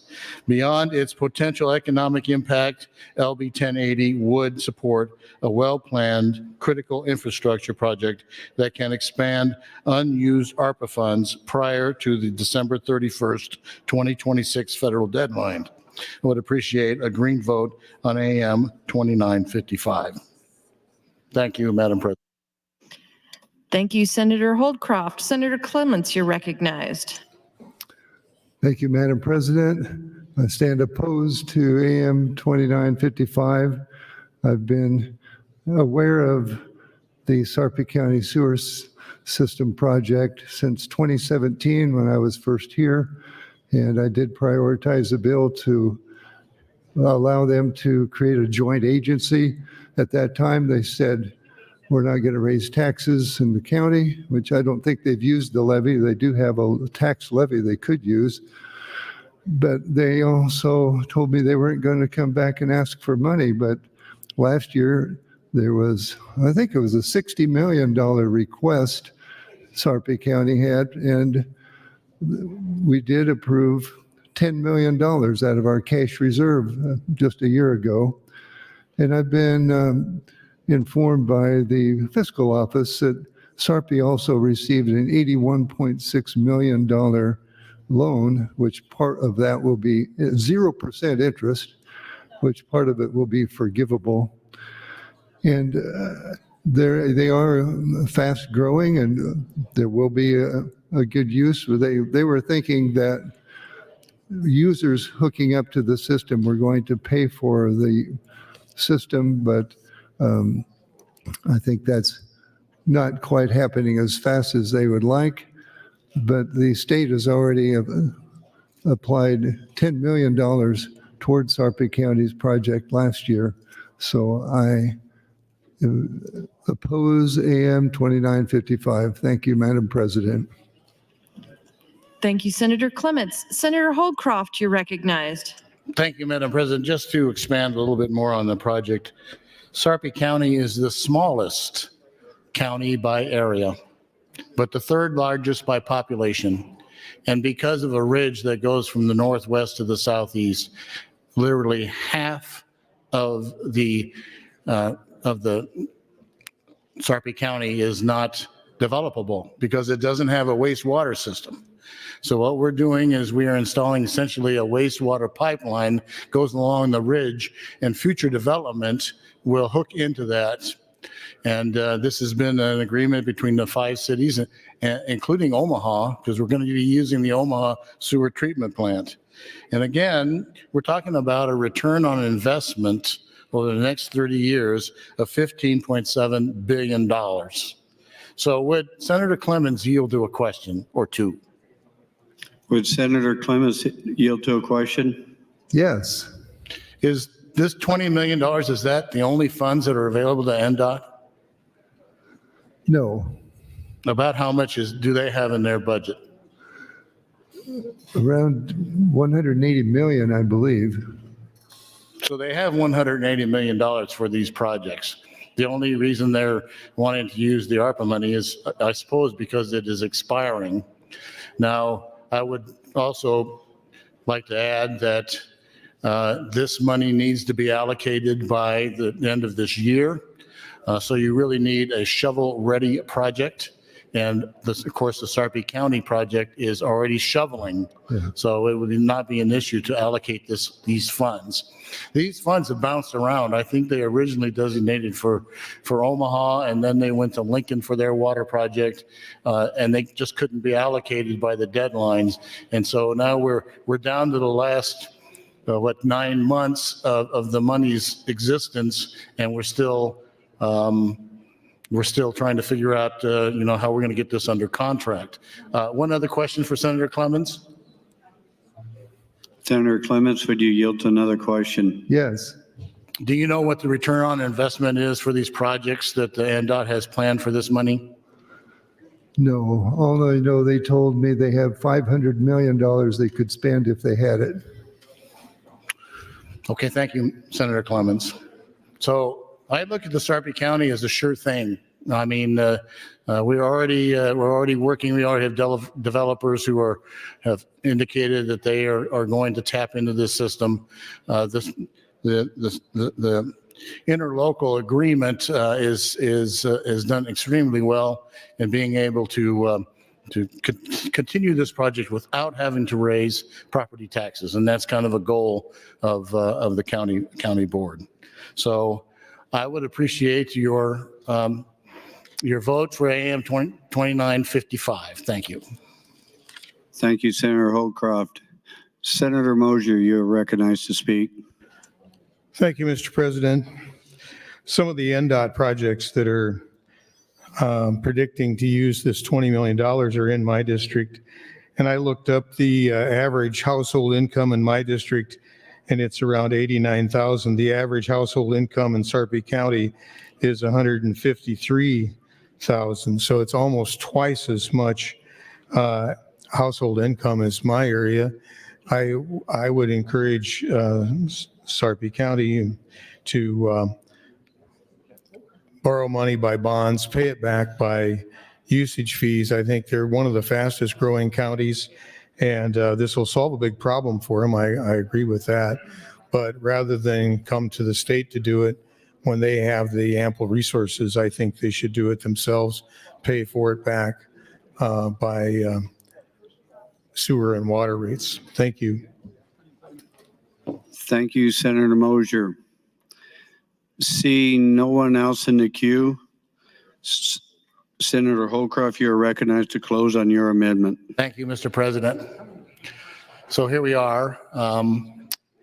Really, all I'm asking for is more than 4 votes, because I really want to beat Senator Hughes on this. And if I need to, I will do a call of the House so I get to 5 votes. Thank you, Mr. President. Thank you, Senator Holcroft.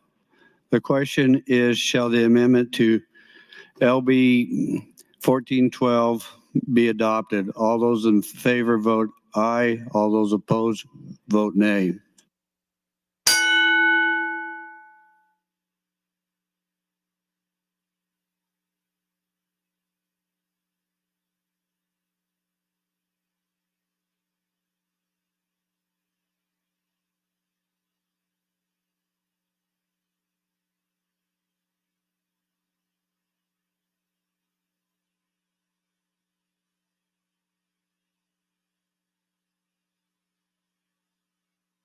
Have all voted who cared to?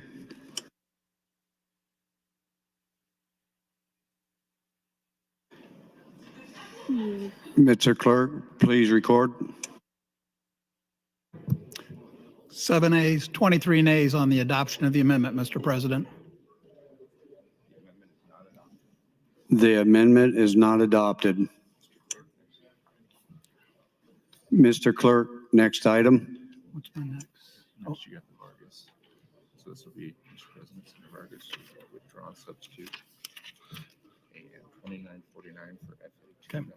Mr. President, Senator Vargas would withdraw AM 2949 and substitute Floor Amendment 297.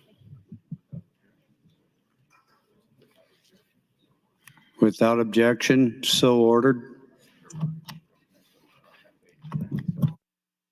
Senator Vargas, you're recognized to open on FA 297.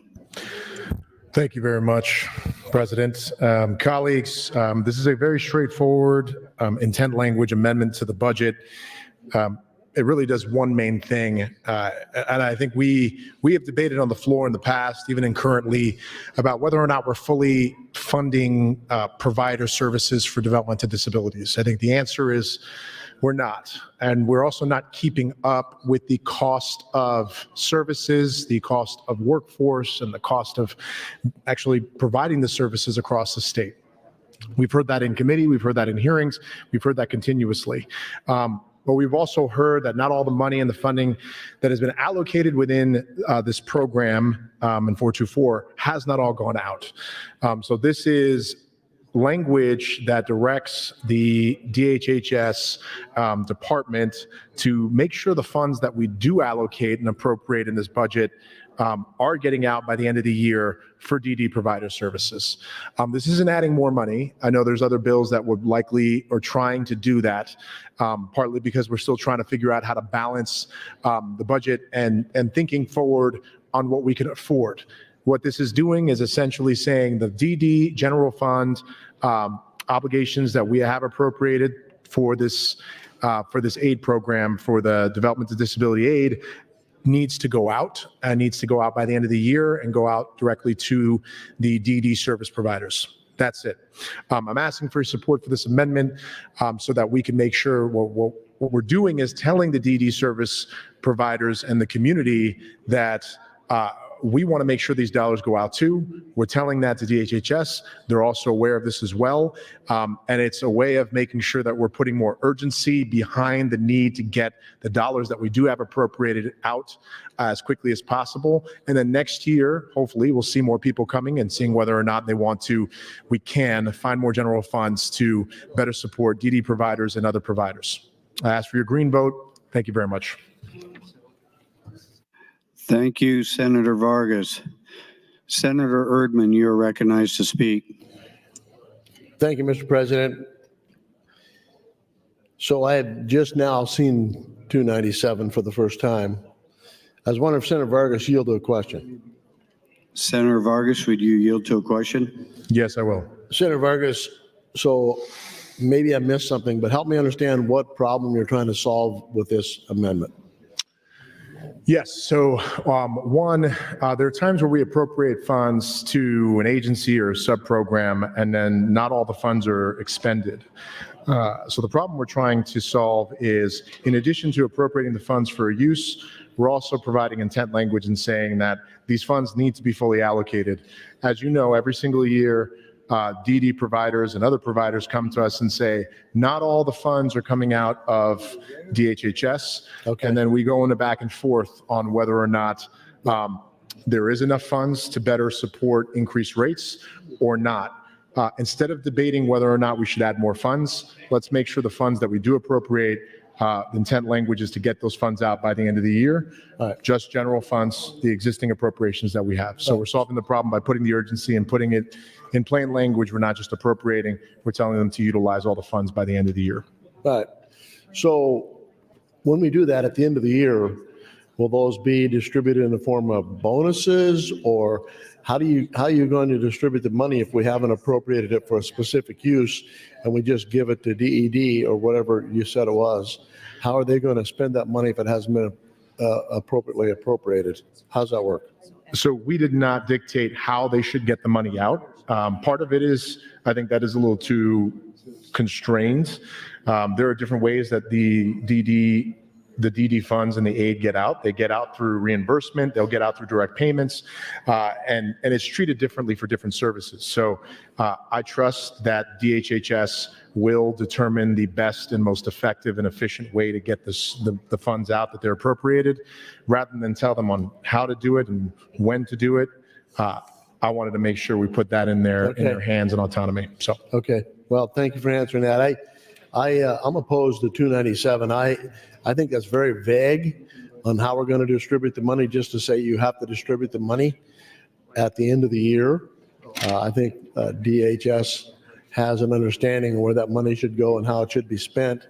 And just to designate a distribution because we have money at the end of the year, I don't believe that's the correct way to appropriate funds of the state's dollars. And so I will not be voting for 297. I would encourage you to do the same. Thank you. That's it. Thank you, Senator Erdman. Senator Jacobson, you're recognized to speak. Thank you, Mr. President. I know we want to keep things moving here, but I just want to speak a little bit to Senator Vargas's amendment. I recognize that it may not move forward, but I think the message here is an important one, okay? I've been here a long time, but so far, my experience with the DHHS prior to the new director has been horrible. Okay, I got down here the first year from Region 2, and I think they were told by someone at DHHS, they told me to ever bring this up on the floor again, so I will. We had a situation where they lost $1.2 million of their budget. And they lost that money because they weren't able to do the programs that was in their budget because they couldn't, for number one, they didn't have the specific needs for what was originally in the budget, and they didn't have the providers available to do it. So they asked to make a change and fill other needs that they had that met with both the federal and the state guidelines. And oh, by the way, the director had been there for several decades in Region 2 and knew exactly what the rules were. It was denied. And because it was denied, that money went unspent and they lost it. And that's exactly what Senator Vargas is talking about, is that stuff happens too often. Sit on the money, don't disperse the money. It just goes into the general fund or into their general fund, spend it however you want to later. We had a performance audit that occurred. And that performance audit was done because there were money that was allocated by the legislature to be used for a specific purpose. Senator Kavanaugh was part of the performance audit when we went through that. And what happened, Senator Kavanaugh? They were allocated the money, sat on it for 18 months, then went to DED and said, here you go. You got 6 months left to spend it. They gave it back to DHHS, said we don't have time to deploy it at this point. So they took it and put it into their general operating funds, fixed the newel post, we're done. So then we had a performance audit done. Performance audit came out, identified all this, confirmed it was all true, and DHHS said, yep, that's right, it's true. So what's the response? Nothing. You can just all go pound sand. We don't care what the legislature thinks. That's why this is an important thing. At some point, there has to be accountability. There has to be accountability. If we're going to put funds into a large organization, there's an expectation that it gets used for the purposes. We all know that developmental disabilities and all kinds of funds that are there to go for specific purposes and behavioral health are necessary. There should never be dollars left over because that's how great the need is. There should not be excess funds to sweep from there because we should be taking care of those problems. Am I right, Senator Frederickson? I'm guessing I am. I'm guessing you would agree with that too. So for what it's worth, I'm going to vote yes on it, even though I realize it's not going to move forward, just to send a message that I want agencies to be mindful of the dollars that get sent there, spend them the way they were intended to be spent. Thank you, Mr. President. Thank you, Senator Jacobson. Senator Dungan, you're recognized to speak. Thank you, Mr. President. And colleagues, I also recognize we want to move forward on this, and I want to make sure we can get to a vote on a number of things here. But I want to slow us down just a second to highlight Floor Amendment 297 from Senator Vargas is, and Senator Jacobson, I appreciate every comment you just made, but this is not, I think, just a message we're sending. This is a legitimate amendment. My understanding is the governor's office does not oppose this. My understanding is that this is a solution that does not involve us giving additional funds, but rather says the funds that have already been appropriated for this specific purpose need to be used for this specific purpose. And the problem we're running into is if you go talk to service providers for the developmental disabilities community, whether they be the actual service provider, the companies or the organizations, or the direct service providers, the people in the home doing this work, you'll find out and you'll hear that there's a crisis right now.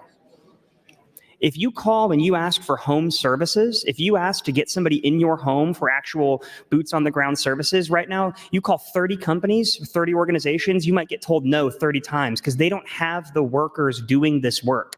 And colleagues, I think all of us know and appreciate the importance of taking care of all Nebraskans, which includes our friends in the DD community.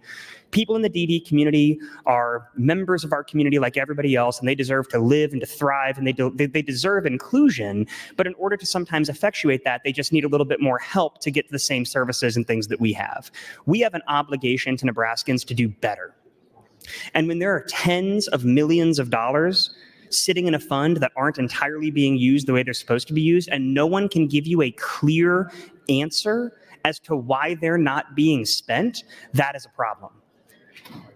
I know many people who work in the DD community. I have many friends who are in the DD community themselves. And when you ask why this money is not being spent for the reason it's supposed to be spent, nobody can give you a clear answer necessarily. So all this is doing is trying to achieve a solution until we get to the next biennium, saying that DHHS, as Senator Vargas outlined, I think very well, knows how to spend this money, knows where it can go, but they need to spend it because right now it's just sitting there and you have people who are in crisis who need this. And so I would encourage my colleagues to support Floor Amendment 297. This is a solution that is clearly, I think, workable. We have our friends on the Appropriation Committee, Senator Vargas, who brought this bill, who understands this would work. And so we should trust our committee. We should trust those who have been closest to this problem that they, in fact, can find a solution. So please, colleagues, I'd encourage your green vote on Floor Amendment 297. Thank you, Mr. President. Thank you, Senator Duncan. Senator Michaela Kavanaugh, you are recognized to speak. Thank you, Mr. President. Would Senator Vargas yield to a question? Senator Vargas, would you yield to a question? Sure. Thank you, Senator Vargas. Okay, so your amendment adds intent language, and is it your intent? It is intent language that directs the agency to expend the expenditures of general funds for DD provider services. Is there any repercussion to them not following this intent? The intent language has the same power of any language that we put into the budget. So the same consequences of not following through is as a result of holding them accountable, and that's us. Right. Is there, Senator Jacobson and I were just discussing off the mic that he checked all of the boxes, that they lack accountability, they're not spending the money, they're using it as a slush fund, they tell us to pound sand. So I appreciate putting in the intent language because I think that's really, really important. If they don't do this, what is our next step? That is the right question to be asking. We don't currently have a consequence mechanism when an agency does or does not expend the funds that they're supposed to. We've had this run into not just in this agency, we've had it run into different other agencies. We've had this conversation together with my committee on spending within funds for creating new projects within child welfare. We've had this issue with spending within child welfare aid. We've had the spending in other departments as well outside of DHHS. I think it's going to be part of what we look at also from our committee report, our special committee, is making sure that we are the backstop and holding accountable that funds are being used for what they say they're supposed to be used for. So and I know neither one of us are attorneys, but if they don't expend this money, this is a vulnerable population that we're trying to fund. And if they don't expend this money, can somebody sue the state? Again, me not being the attorney, Right. Technically, again, the language that we put in the budget and we put in statute is lawful. And so it still is not a statute, it's intent language. I don't believe that they can because it's within the budget. Yeah. Okay, well, thank you. I appreciate the conversation. I appreciate the intent language. I'd appreciate it all so much more if they would just do what we allocate, appropriate money for them to do. But I guess that's the ever back and forth between us and them. So thank you, Senator Vargas. Thank you. Thank you, Madam. Oh, sorry. I was used to Senator DeVore earlier today. Thank you, Mr. President. Thank you, Senator Kavanaugh. Senator Walls, you are recognized to speak. Thank you, Mr. President. I stand in complete favor of Floor Amendment 297. And Senator Jacobson is absolutely right. We appropriate funds to go to agencies to provide very, very necessary services. And then those funds are not extended out to the agencies. A good example is a bill that Senator Jacobson had. I hope he's listening. LB 433. And it's a good example of how these funds are not being utilized. I was wondering if you would yield to a question.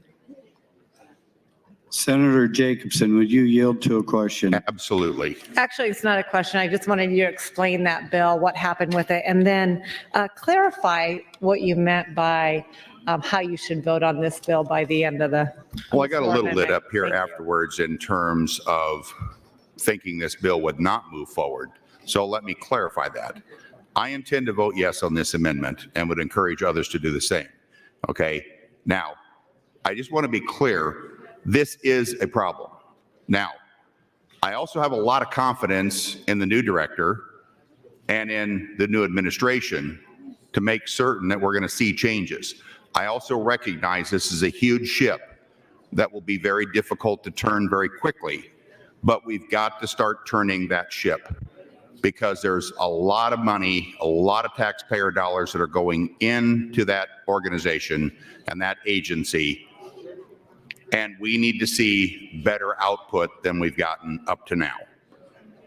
There is, if you look at mental health problems across the state, it's huge. We've got to put a stop to that. We've got to fix it. We've got to start about making better progress there. So I intend to vote yes. I would encourage you to do the same thing. Thank you. Thank you, Mr. President. I yield my time back. Thank you, Senator Jacobson and Senator Walls. Seeing no one else in the queue, Senator Vargas, you're recognized to close on your amendment. Thank you very much. Again, colleagues, this is not additional general funds. This is intent language within the budget directing the agency to expend the dollars that they currently have appropriated to DD services. We know there's a problem. You heard it from many people on the mic already, and we'll echo Senator Jacobson's call to action, which is we need to make sure that these are businesses, there's providers closing, there's programs being cut, there's new referrals that are being denied, and current participants are continuing to be red lettered due to the underfunding. We're not solving that issue. That's still an issue to be solved in the future for a future appropriations committee, but what we can do is making sure the dollars that are obligated and that are appropriated in this year are getting out to providers, and that's what this intent language does. I urge your green vote on floor amendment 297. Thank you, Senator Vargas. The question is, shall amendment to FA 297 be adopted? All those in favor, vote A. All those opposed, vote nay.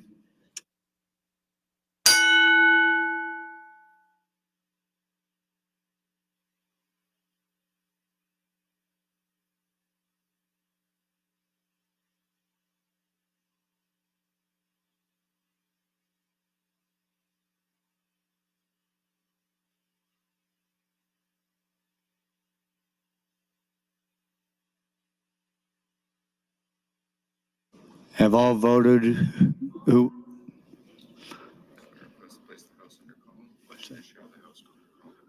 Shall the House go under call? All of those in favor vote aye. All those opposed vote nay.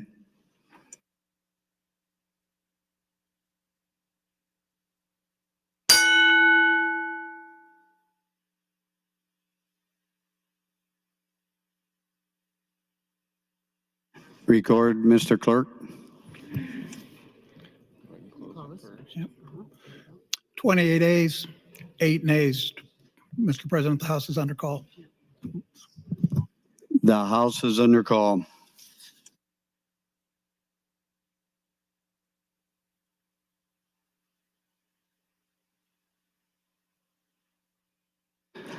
Members, the House is under call. All unauthorized personnel, please leave the floor. All senators return to the chamber.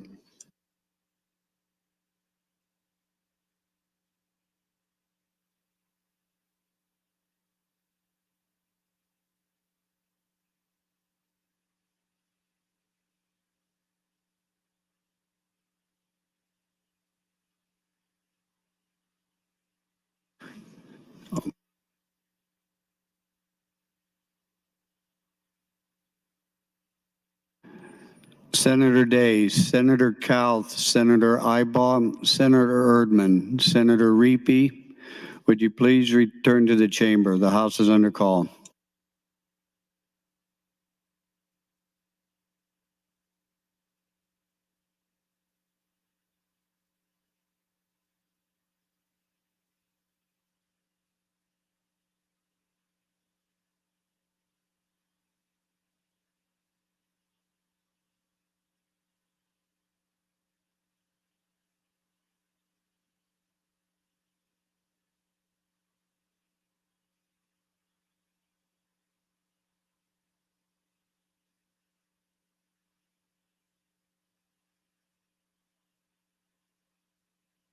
All senators are now present. Senator Vargas, will you accept call-in votes? We are now accepting call-in votes, Mr. Clerk. Okay. Senator Bostar, voting yes. Senator Hansen, voting yes. Senator Wayne, voting yes. Senator Erdman, voting no. Senator Day, voting yes.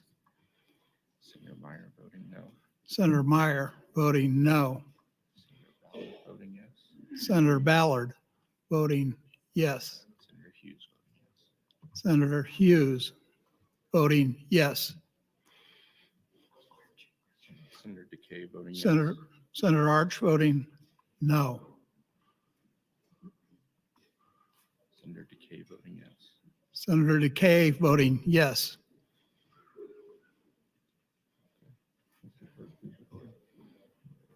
Mr. Clerk, please record.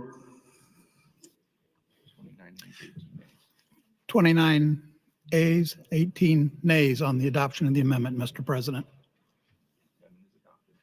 The amendment is adopted. I raise the call. Mr. Clerk, for the next item. Mr. President, Senator Clements would move to withdraw floor amendment 258 and substitute AM 3070. Without objection, so ordered.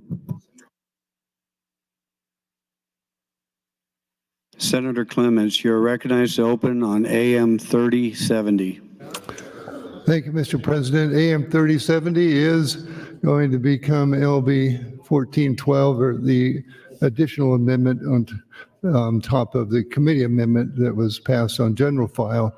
This is some more items from the spreadsheet that I handed out first thing this morning. Had items for LB 1413, which is the cash reserve and cash transfer bill. LB 1412 is the mainline budget bill, which is the general fund spending. The cash reserve and cash transfers are like our savings account that you keep when you want to spend something, you transfer to the general fund or to your checking account, and this is where the mainline general fund spending comes from. On the handout I gave you, I'll be talking about 1, 2, 3, 4. There are 9 items. Some of the items were in both bills. First one is the continuation of the State Unemployment Insurance Trust Fund. That cash fund is going to the Department of Labor. The Department of Labor is going to spend out of that cash fund and replace general funds. So there's a positive $40 million, which offsets the reduction of the transfer that the committee had originally. So there is no general fund effect for the state unemployment fund transfers as long as we pass this one. But it does allocate the money from this unemployment fund so that Department of Labor will be who spends it rather than just anybody else in the state, any other agency under other program. The next item is shown as item 2, the Medicaid Managed Care Excess Profit Fund, authorizing DHHS to use $30 million of the $38 million they will have in that fund. The other $8 million is being used for bills on the floor. And so the $30 million is going to allow HHS to continue to do the unwind recertification of Medicaid people. I had a handout also. They had at least $60 million more of things like lower federal matching funds. Then item 4 is allocated for tenant assistance using the state's Attorney General's settlement fund to be a one-time expense for that program. Item 5 is the Madonna HVAC program. We reverse the appropriation of the cash reserve. We will also have to put that in LB 1412. Item 6, we talked about the York Prison Water System of $2.5 million.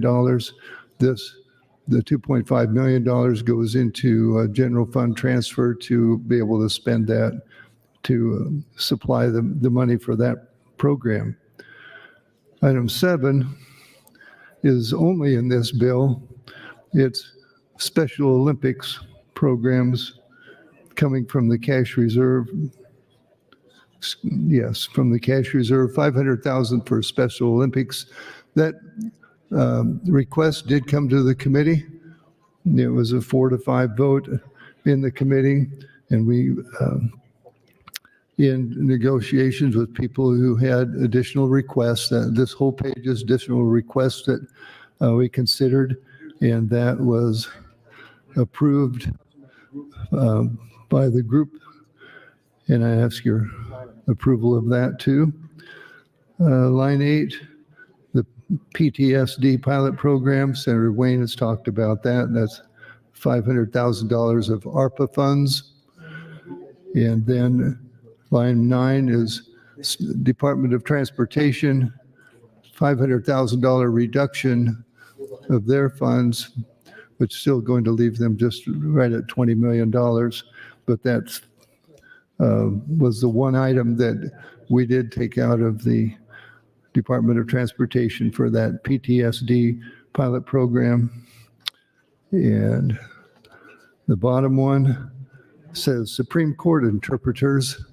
We're earmarking that agency, the Supreme Court, their budget to earmark $600,000 for court interpreters and directing them to spend that out of their current funds. So those are the items, and I thank the people that helped work on these adjustments to the committee amendment, and I'd ask your green vote on AM 3070. Thank you, Mr. President. Thank you, Senator Clements. Mr. Clerk, for an amendment. Thank you, Mr. President. Mr. President, Senator Frederickson would move to amend AM 3070 with floor amendment 296. Senator Frederickson, you are recognized to open on FA 296. Thank you, Mr. President. Good afternoon, colleagues and Nebraskans. So FA 296 is an amendment that will remove the $15 million in mid-biennium adjustments and ensures those funds will remain in place for mental and behavioral health care, as well as for funding for the nursing concerns that have been expressed at the Lincoln Regional Center. So the need for these investments are clear. We have 88 of our 93 counties identified as mental health professional shortage areas. Our workforce continues to age, and according to the National Alliance on Mental Illness, 257,000 Nebraskans have a mental health condition.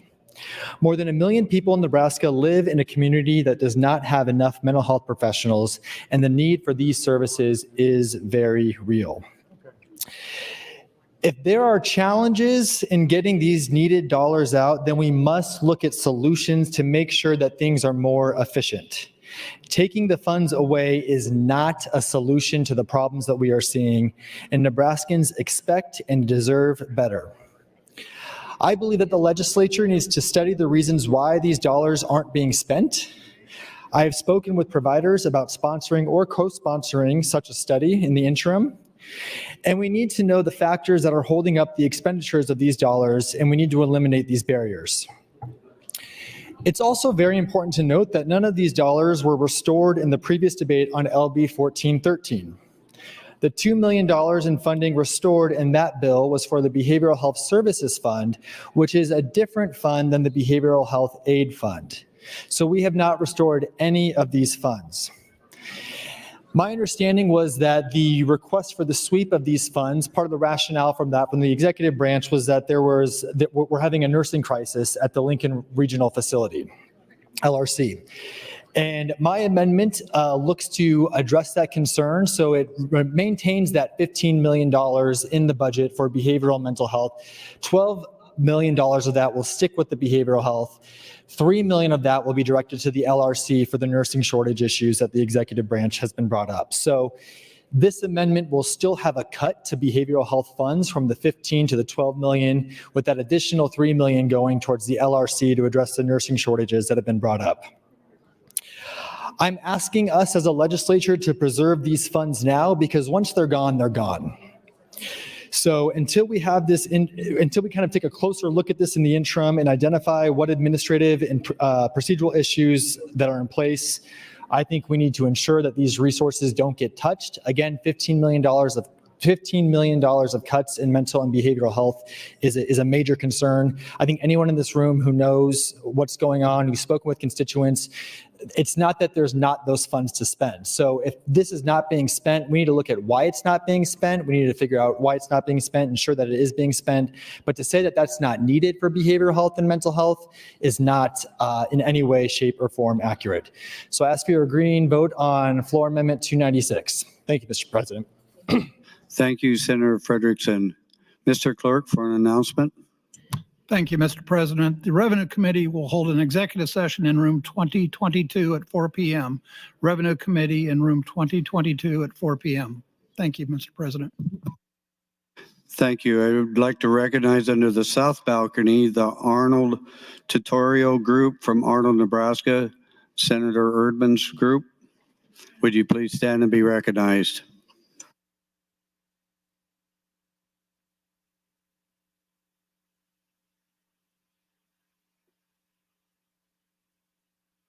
Thank you, colleagues.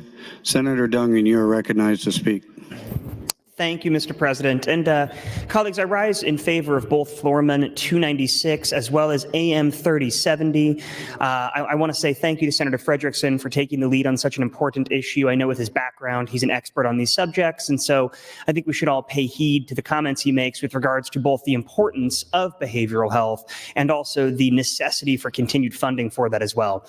I want to speak just briefly about some of the underlying language in AM 3070 with regard to court interpreters. If you've listened to me during any of the debate with regards to our budget, you'll know that's been a major sticking point for me both last year and this year. And I want to say thank you to the Appropriations Committee and Senator Clements for listening to that conversation and doing something about it here. So I just wanted to take a couple of seconds if Senator Clements would yield to a couple of questions. Senator Clements, would you yield to a question? Yes. Thank you, Senator Clements. So I just wanted to clarify on the record, you indicated that the court interpreters are going to be receiving an earmark in this of $600,000. Is that correct? Yes. Can you go into a little bit more detail, just so it's clear for the record and for myself, how that earmark works? Does that then mean that the Supreme Court must use that $600,000 on court interpreters specifically, or how does that actually operate and function? That means the legislature is directing the court to spend $600,000 for court interpreters. We did have a general fund request from the court to add that to their budget, but we're seeing that they have $8 million of carryover funds that they'll have by the end of the year. And so we felt like the $8 million that they have, they should spend that money rather than ask for an additional fund. But yes, it is directing it to spend for court interpreters. Okay, and that $600,000 is in addition to what the court interpreters are currently receiving, correct? Yes, that would be new funding. And then what's the effect of that earmark moving forward? Is this just an earmark then for the next year, the next fiscal year, and then we'll have to come back and address this in the next biennium budget? Or is this a continual earmark that says the Supreme Court has to spend a certain amount of money on court interpreters annually? No, this is just for this 2-year budget ending June 30th, 2025. It would have to be considered in their budget in the future. And then I know we've talked a lot about their cash fund, and I know there's been some conversations regarding whether or not that cash fund is going to continue to grow or be depleted. But assuming that coming into the next biennium, there's not enough funding to continue the current pay for court interpreters or keep up with how much they should be making, that's something that we'll work together on then next year to address in the budget. Is that right? That's right. Okay, thank you, Senator Clements. I appreciate it. Colleagues, I do support AM 3070. I think that it's going to be an ongoing conversation with ensuring that our court interpreters get the funding they need. I do believe that we've all worked really hard to get them to this place. And so again, I want to thank Senator Clements for his continued commitment to working on this. And I would encourage your green votes on both FA 296 and AM 3070. Thank you, Mr. President. Thank you, Senator Dungan. Senator Clements, you are recognized to speak. Thank you, Mr. President. FA 296 is reducing the transfer from the Behavioral Health Fund that's going into the general funds. And if you look on item 3, behavioral health, in the what we've already I've agreed to is $2 million restoration of behavioral health funds, which would bring them up to what my figures are here, the analysis of $3 million. Part of the reason for behavioral health extra funds is Medicaid expansion. There are more people being using insurance, Medicaid insurance coverage for behavioral health, and less need for the behavioral health program aid.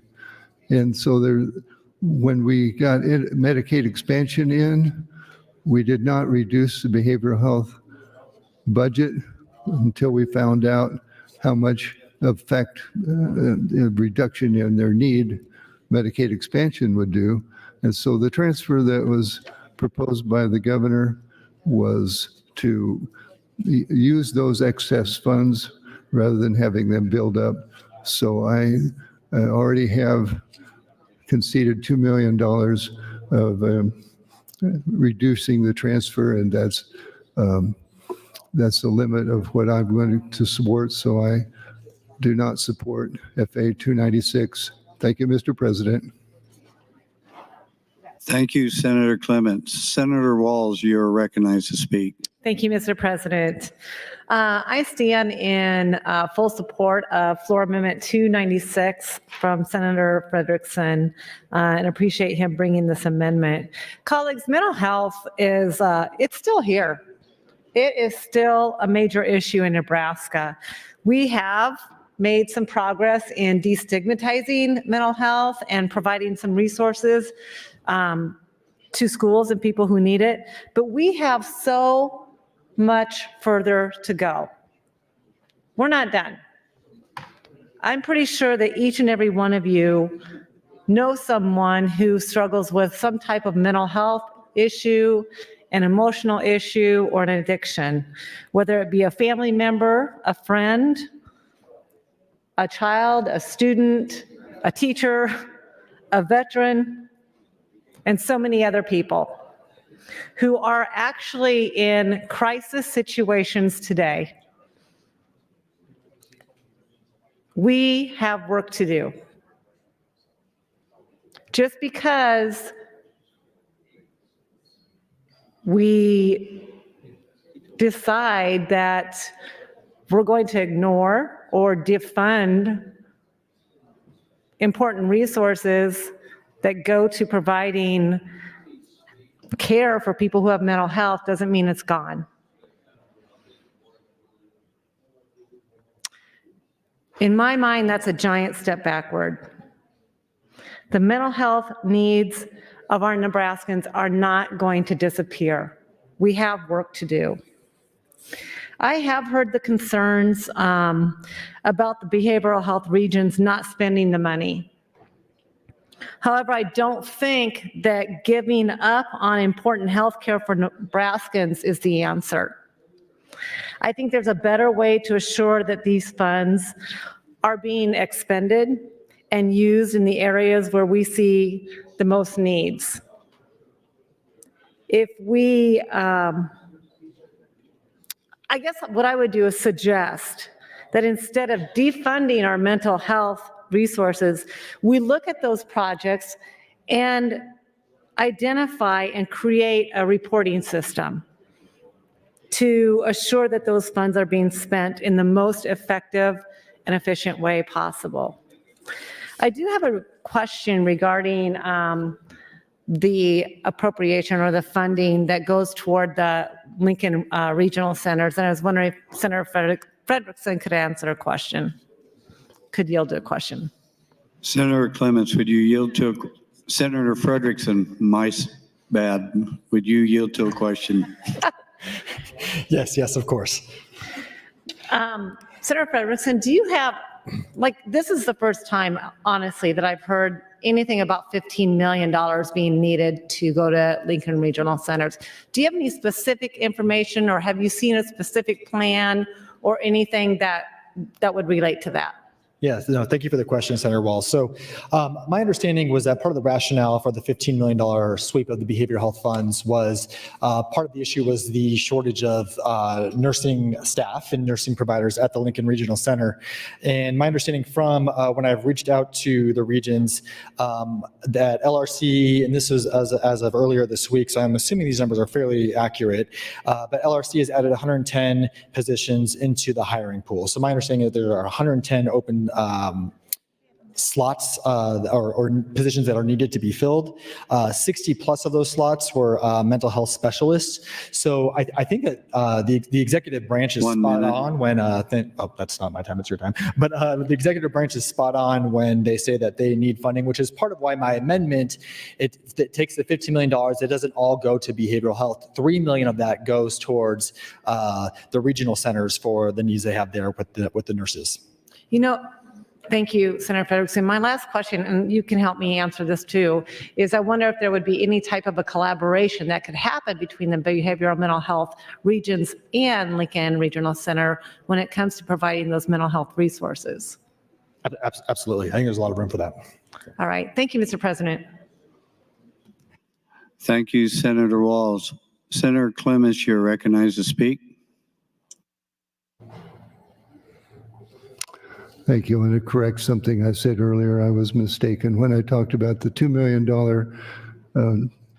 reversal of transfer. This is not affecting the cash transfer we did. This is behavioral health, and it's a request for $15 million of general funds. And way I've been explained, $3 million of it is going to add to the Lincoln Regional Center funding, and $12 million to Behavioral Health Aid Program 38, which is currently scheduled to have $70.3 million allocated in appropriations. And that would raise that from 70 to 82 million. And I'm still thinking that the current funding is adequate.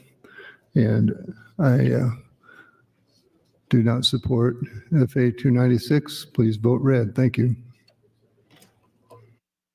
Thank you, Senator Clements. Senator Dover, you are recognized to speak.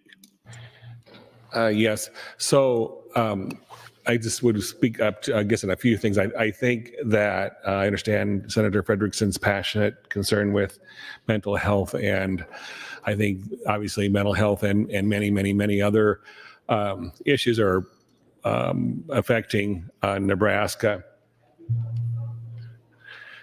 And the biggest concern, I tell you, being appropriations is a really tough committee to be on. I've heard probably not as hard as HHS. I've heard HHS is very difficult, but I've never been there. But I would urge, I would actually, I guess, speak against Floor Amendment 296 for a couple of reasons. One is there just isn't, I mean, we fund a lot of different things. This is popping up now, and we looked at all the budgets and stuff, but it was amazing how almost every agency that had money sitting there and those kind of things, then it sat there for years and years and years, and all of a sudden when they finally realized that this surplus that they had was going to be taken or whatever, they said, oh no, we have plans for it. So I mean, everybody can come up with a reason to spend their money. I would also, the second reason, I guess, I would prefer that, I'm not saying that this money isn't needed, I'm simply saying I would prefer to wait to see what the efficiency expert finds. She's currently working through kind of a process and procedures of the different agencies, hoping to, I guess, save money perhaps, or to help more people with the same amount of money. And I think really being in the second half of a biennial on the budget isn't the time to start saying 15 million here or there. I would feel much better if we can let I believe the company might be called Epiphany, but Chris Cox go through the process, find out what the best use for taking care of mental health is, working with the agency and the experts involved, such as Senator Frederickson, and wait until they do their work, their research. And then when we actually have our budget in a new session, I believe that's when we start looking at doing a budget for the biennial. But I don't really believe some of these things that we're doing are correctly done in the second half of the biennial. We really, usually in appropriations, we deal with deficiencies from agencies that come to us, and I mean, obviously for one reason or another, perhaps the estimates are wrong or whatever, and they have to actually justify to the Appropriations Committee why they ended up short on money. But I really don't believe this is the place to be spending large sums of money in the middle of a biennial. I think that's better addressed in the coming session. I give the rest of my time to the floor. Thank you. Thank you, Senator Dover. Senator Clements, you are recognized to speak. This is your third and final time.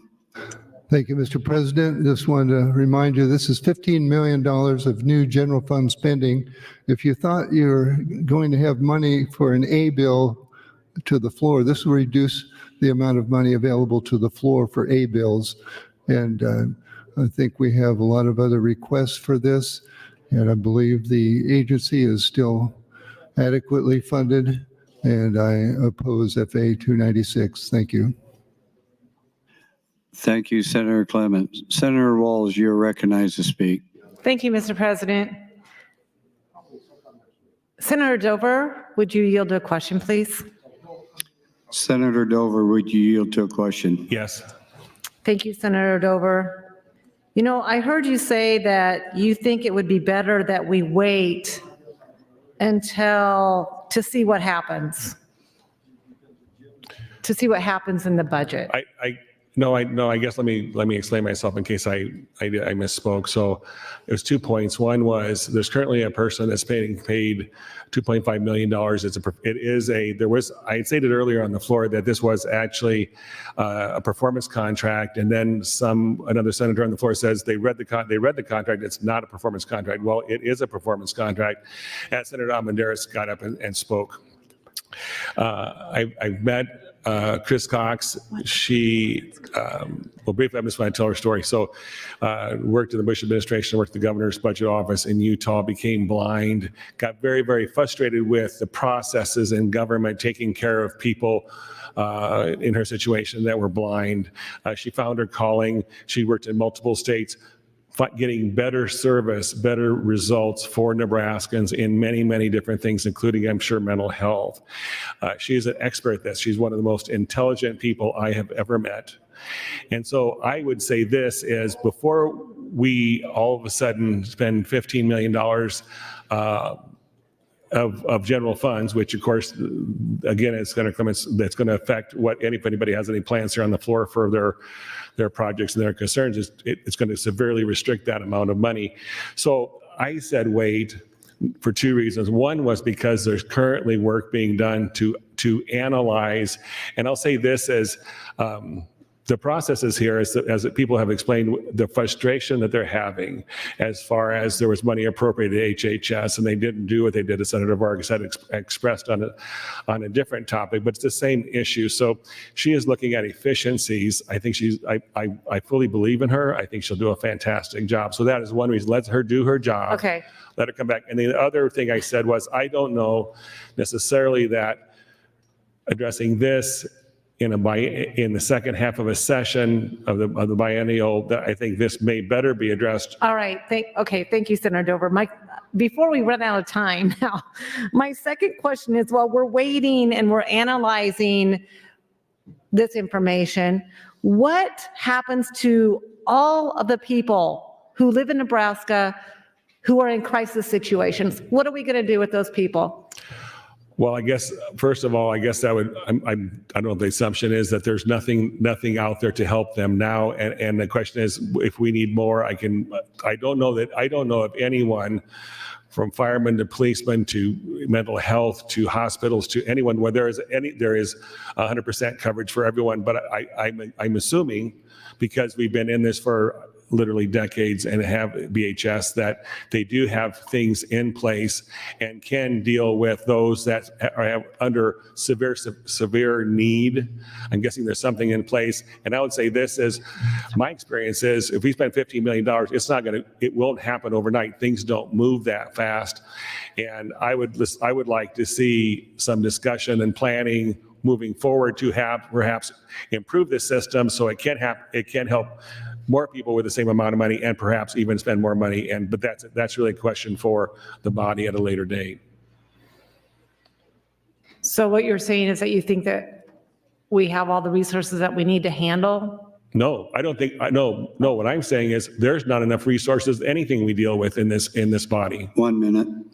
Okay, but you do think that reducing the amount of resources and funding that would go into behavioral health is a good idea at this point?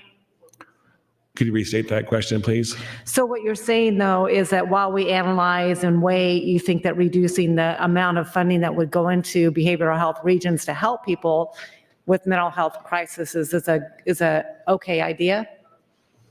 I would like to see the efficiency company that's been hired to help increase the service and efficiencies of state government do their job, be allowed to do their job, instead of going in and then saying, this is the time we need to do it. That's the problem, I think, as I stated earlier in earlier discussion, was we tend to say, this is the time, we have to do it now. And we end up throwing money at something when, if we would step back, let experts such as Epiphany Chris Cox do her job, that we would be, sometimes it's better to wait and plan. That is your time, senators. Sorry. Thank you. Thank you, Senator Dover and Senator Walls. Senator Conrad, you're recognized to speak. Thank you, Mr. President. Good afternoon, colleagues. I rise in support of my friend Senator Frederickson's amendment, which is critically important to protecting and preserving the already limited amount of resources that we have invested in one of our state's top challenges, and that's addressing our behavioral health needs, our mental health needs for Nebraskans. And I don't think we need to belabor the point here, but I want to go on record in support of the measure, and I want to be clear about why. Every single group that I have talked to, from law enforcement to schools, to the business community, to ag interests, to everyday Nebraskans who are not represented perhaps by those different stakeholder entities, is crying out for more, not less resources when it comes to behavioral health and mental health. We talk about it constantly on the Education Committee when it comes to student success. We talk about it constantly on the Education Committee when we talk about school safety. We hear about it constantly when we're trying to address the mental health and behavioral health needs of our veterans and military families. We hear about the toll and the stress that economic uncertainty brings upon working families, brings upon family farmers. And as we concurrently work to reduce stigma, there's an increased need for services. All of those groups, all across the state, all across the political spectrum, did not say we need less money for mental health and behavioral health. They're all clamoring for more. So to cut these funds at this juncture stands in contrast to the needs of Nebraskans, period. Additionally, to my friend Senator Dover's point, and I am looking forward to learning more about the Epiphany process, learning more about the efficiency reviews. Respectfully, he has the sequencing wrong. He and the Appropriations Committee are suggesting that we cut first and study later. It should be exactly the opposite. And that's why we should support Senator Frederickson's amendment to preserve and protect the investments we've already made in mental health and behavioral health. If and when there are thoughtful ideas put forward as part of a comprehensive plan when it comes to government effectiveness and efficiency, if some of these dollars that we have invested in behavioral health can be better utilized to advance behavioral health or mental health, fantastic. Let's embrace those opportunities. But what is before you is not that proposal. This proposal is a sweep from previous legislative decisions to make investments in behavioral health and mental health, and to sweep those for unspecified purposes to support either a murky tax plan or an otherwise murky approach to budgeting. We cannot and we should not be willy-nilly sweeping funds where they are most needed in Nebraska to prop up other things. It is short-sighted and wrong to remove dollars from mental health and behavioral health. And colleagues, keep in mind, $15 million is a big investment in mental health and behavioral health. But when you sweep it and put it into the general fund, or sweep it and put it into the budget in general to support, thank you, Mr. President, some sort of forthcoming tax plan related to property taxes, it's not going to be effective in sustaining that plan, which has yet to be unveiled, which may or may not be equitable. And a one-time sweep cannot support ongoing tax cut implications. We need to protect the fidelity and integrity of these funds. It's a top need. No one can argue against that. Keep the investment and then continue the study. Thank you, Mr. President. Thank you, Senator Conrad. Senator Mosher, you're recognized to speak. Thank you, Mr. President. I was wondering if Senator Clements would respond to a question or two. Senator Conrad, would you? No, Clements. Senator Clements, would you yield to a question? Yes. So during the discussion, I asked a couple of questions between speakers here. Are there unused funds carried forward for behavioral health? The report I have for Behavioral Health Aid Program 38 showed that in FY23 they had unspent funds. Yes. It's like 36 million or something? Yes. Okay.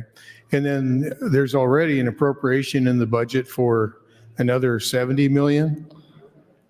Fiscal year 24 is, yes, 70, fiscal year 70, 69.5 in 24 and 70.3 in fiscal So year 140 25. million in the next 2 years for behavioral health. Yes. So it's not like there's no money there to help people who are in need. Yes. So where is this 12 million that this amendment suggests adding to it? That would come from general funds and add on to that 140 million? Yes. Okay. I just wanted to make sure that I understood it. Thank you, Senator Clements. Thank you, Senator Mosier. Senator Frederickson, seeing no one else in the queue, you're recognized to close on your amendment. Thank you, Mr. President. So colleagues, thank you for this discussion. There's a couple things that were brought up that I want to clarify for all of us and for folks who are watching at home. So let me start by saying this. I appreciate the work of the Appropriations Committee. I think that they were in many ways prescribed the impossible this year, which was to essentially find $1 billion for property tax relief. So that's a very ambitious goal, and that's a very difficult process to go to, especially when you're looking towards the amount of sweeps that are involved in accomplishing that. So I want to be very clear that I appreciate the Appropriations Committee's work and their thoughtfulness with the task at hand this year. Senator Clements got on the mic, and I appreciate him clarifying that. Earlier, we voted on $2 million remaining with behavioral health. I want to be crystal clear about that. That goes to the Behavioral Health Aid Fund. That goes primarily towards things like housing. That does not go towards treatment. So this is completely separate. And one of my biggest concerns with this is another thing that's been brought up a couple times is that this is a request for $15 million. This is not a request. This is basically saying, don't touch this money.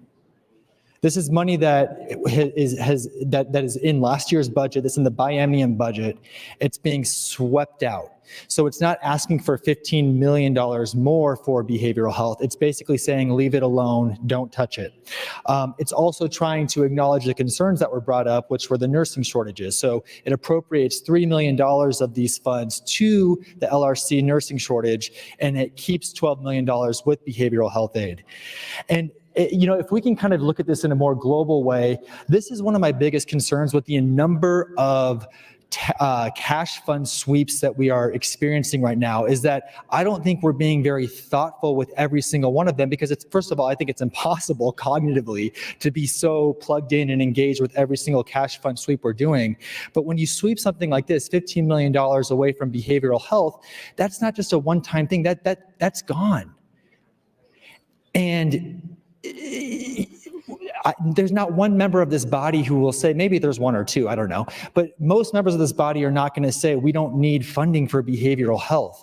Like, Senator Walz was saying earlier, what do we do with the Nebraskans who are suffering, who need these services? $15 million is being swept. And I understand that there's been some of these funds that maybe have not been spent, but there's a number of issues with that, and that Nebraskans should not suffer because the department's not getting the funds out quick enough, or because something's going on with the regions. We need to find out what's going on with the allocation of the funds, but we can't sit here and say we don't need this money for behavioral health, because we absolutely need this money for behavioral health. I do want to highlight really quick, how much time do I have, Mr. President? 2 minutes. 2 minutes, okay. So there's an article in the Nebraska Examiner from February 27th about the $15 million cash sweep for the behavioral health funds. And one thing I want to highlight, one thing that was brought up is that Medicaid is covering more of these services. 90,000 Nebraskans were recently kicked off of Medicaid because of the end of the emergency funds from the COVID pandemic. So we actually have Nebraskans who are losing Medicaid coverage, and Medicaid doesn't in fact cover all the needs that people have. So that's a concern that I have with that. Behavioral health providers have also said that the state's behavioral health regions say their requests for approvals of new programs are being slow walked by the states, taking 500 days or longer. That's almost 2 years, which results in artificial surpluses in the budget. So, just because we're seeing this fund sitting here, part of the issue is that it's not that there's a lack of request or a need. Part of it that some of these things are being slow walked.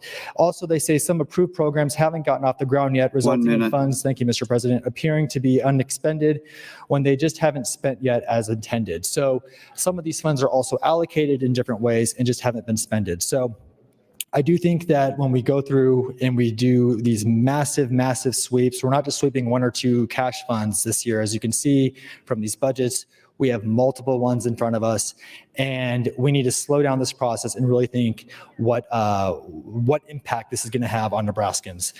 With that, I will close. I ask for support for Floor Amendment 296. I'm going to ask for a call of the House, and I'm going to ask for a roll call vote. Thank you, Mr. President. Thank you, Senator Frederickson. The question shall be, we have a request for the call of the House.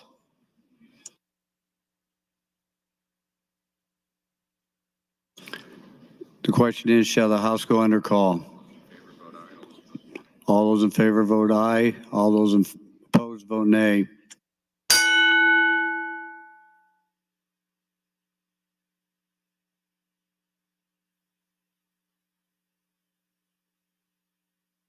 Mr. Clerk, please record. 15 ayes, 4 nays to go under call, Mr. President. The House is under call.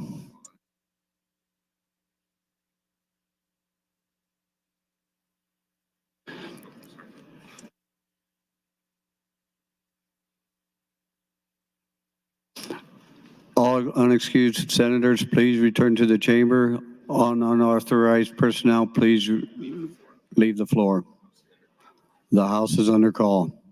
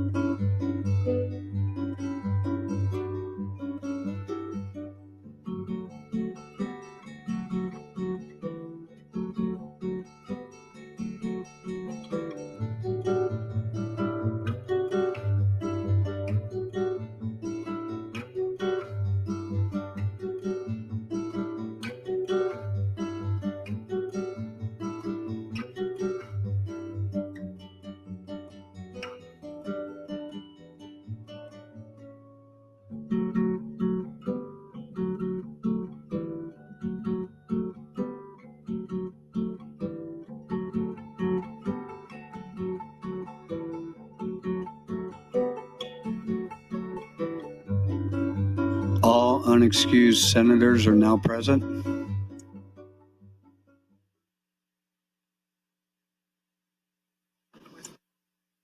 There has been a request for a roll call vote.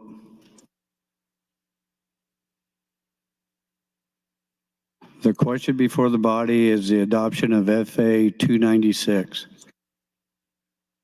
Mr. Clerk, please call the roll. Senator Aguilar, voting yes. Senator Albright, voting no. Senator Arch, voting no. Senator Armendariz, voting no. Senator Ballard, not voting. Senator Blood, voting yes. Senator Bozen,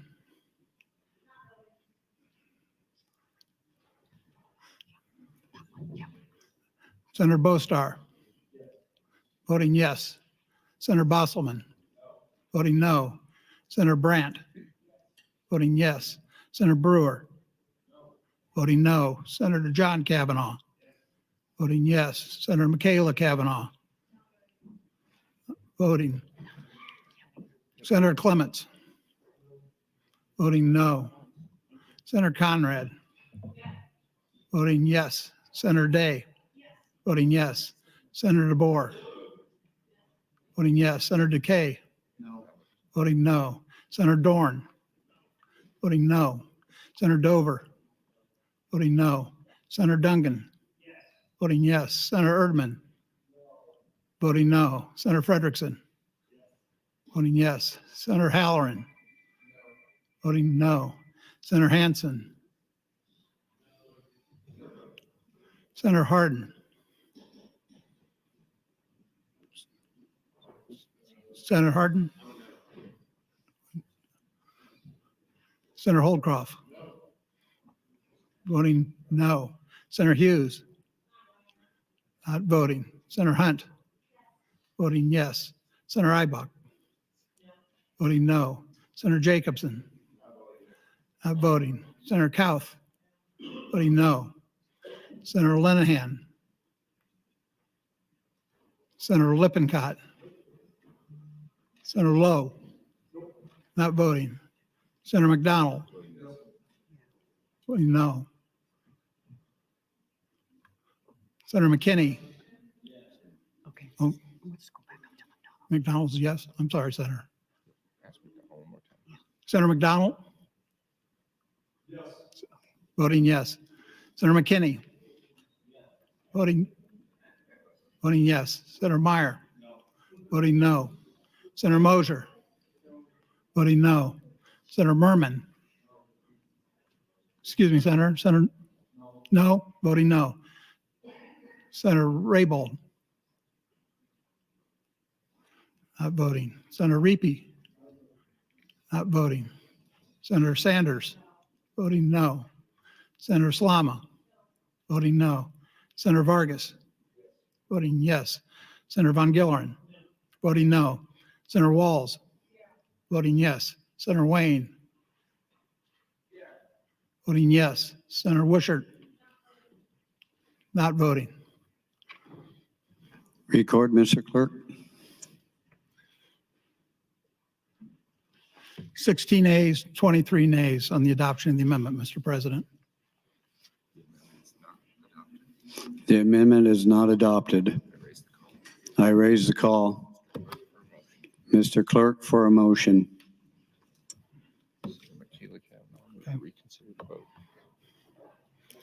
Mr. President, Senator Michaela Kavanaugh would move to reconsider the vote on FA 296.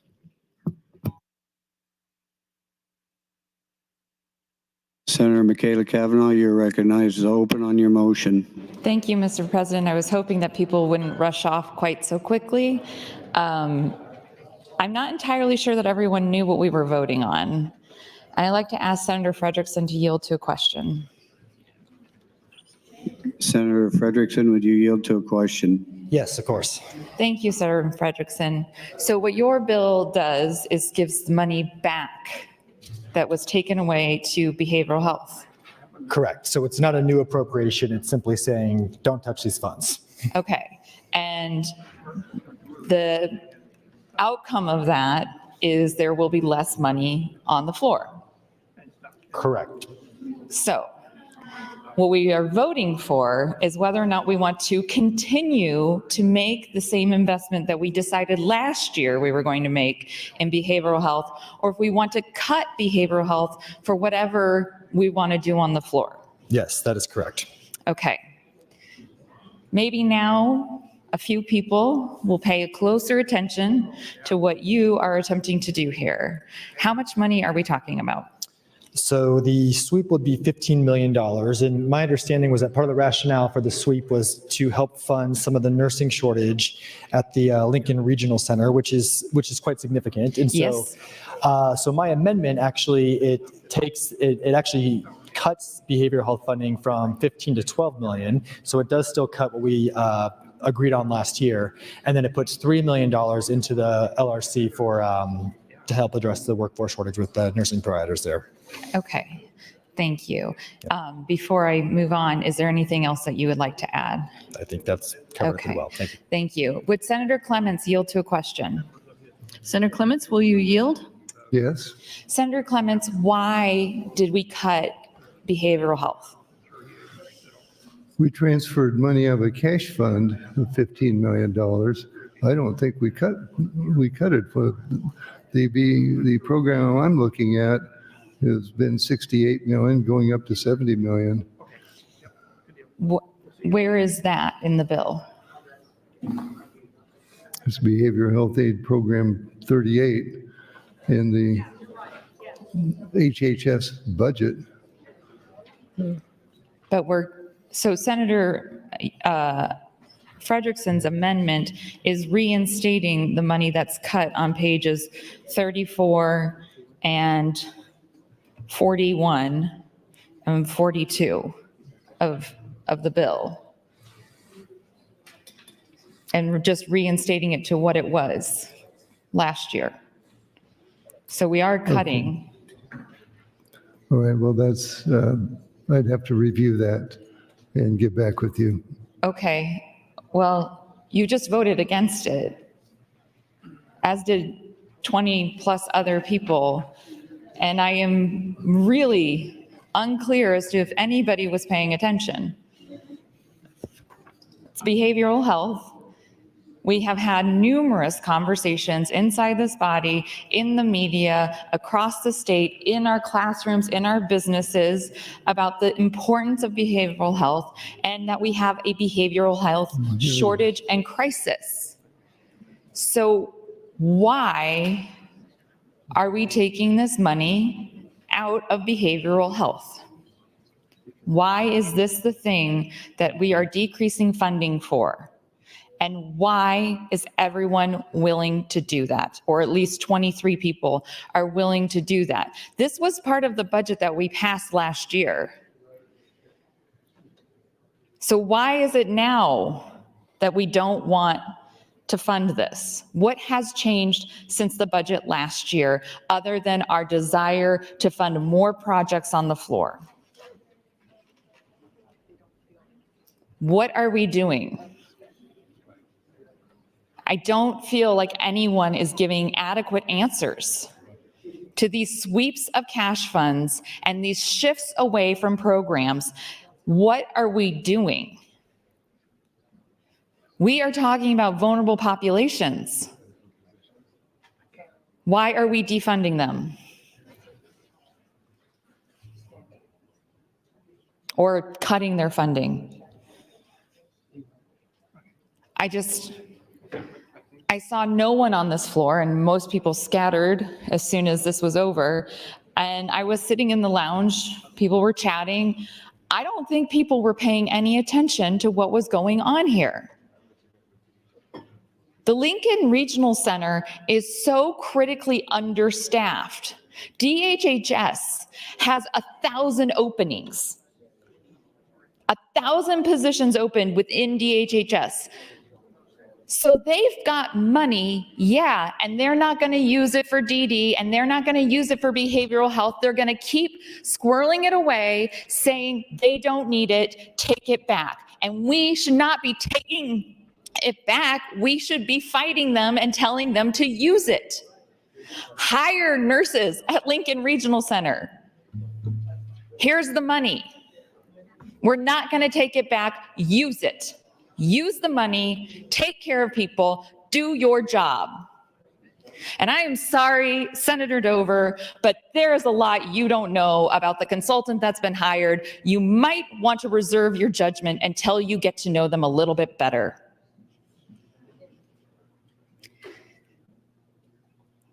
There is more than one way to do things. And we should not be doing things, projects, pet projects, at the expense of all of the work of decades of creating these cash funds to do different programs. And now behavioral health that we all agreed as a body last year was important to fund, we're now going to defund it so that we have more money for the floor. For the floor. What do we need it for?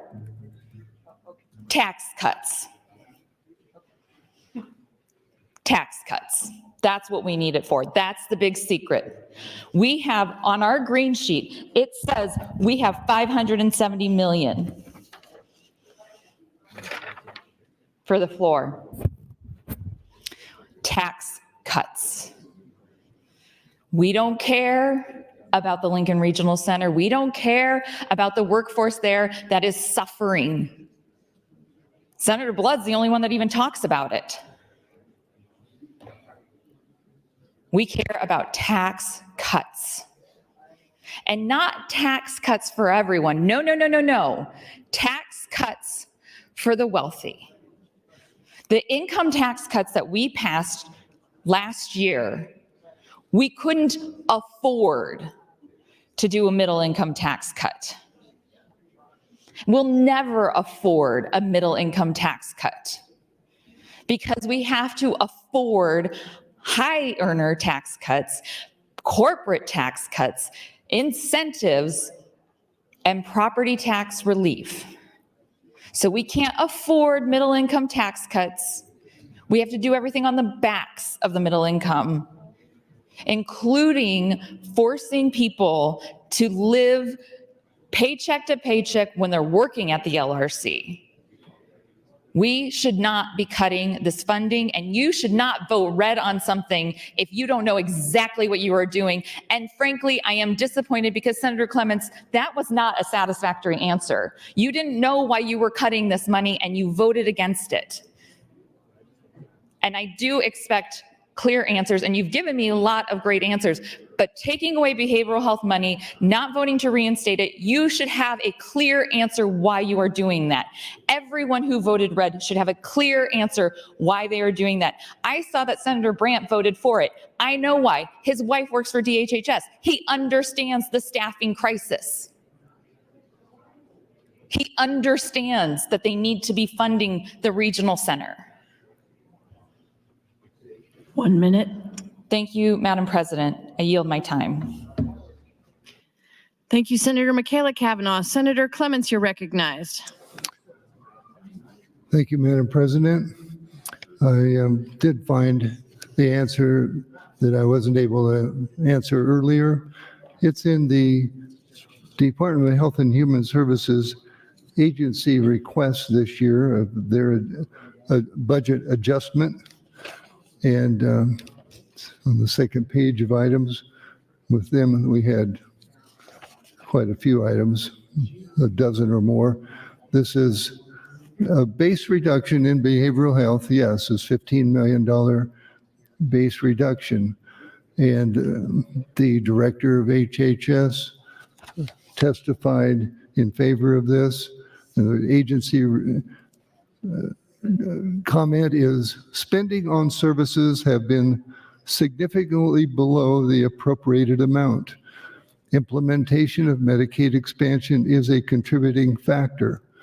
After this reduction, the fiscal year 24 appropriation would be $77 million, approximately $25 million more than the average general fund spent in recent years. So the idea was to what we call right-size the agency to still allow them $77 million in this current fiscal year and at least $70 million for the next year, depending on how much is carried over. Then regarding the Lincoln Regional Center, that was item 2 of the agency's request, which was requested by the agency and approved by Dr. Corsi. The regional center increased cost of staffing, $15 million is in the budget increase from the last year's budget. The census at the adult facilities, primarily Lincoln Regional Center, has risen, and HHS is beginning to implement a staffing increase to ensure safety. And so we, in committee, added $15 million to Lincoln Regional Center of general funds. But there is a base reduction of behavioral health, but it was in order to align it with what has been spent. And the agency requested that. The director of CEO of HHS accepted that proposal. And so that's the answer I would give for this. Thank you, Madam President. Thank you, Senator Clements. There's been a request to place the House under call. The question is, shall the House go under call? All those in favor vote aye. All those opposed vote nay.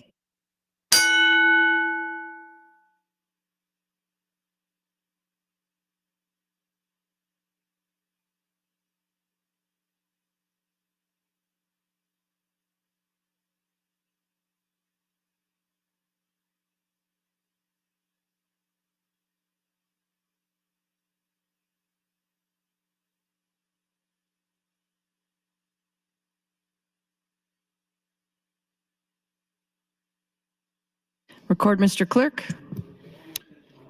12 ayes, 3 nays to place the House under call, Madam President.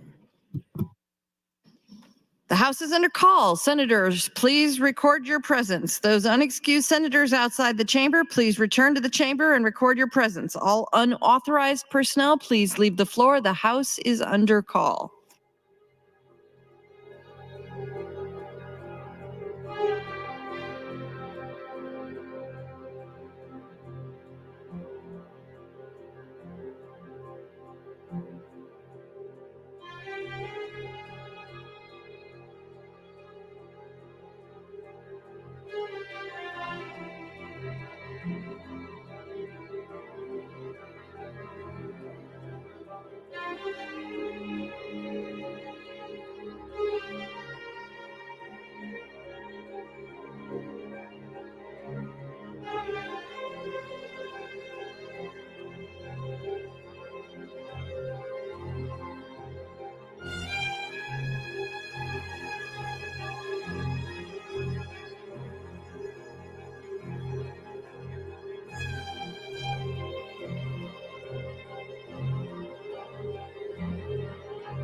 Senator Von Gillern, check in. Senator Hunt, check in.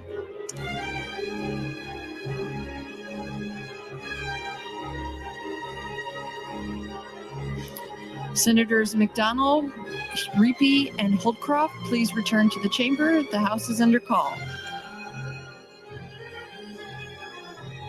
All unexcused senators are now in the chamber.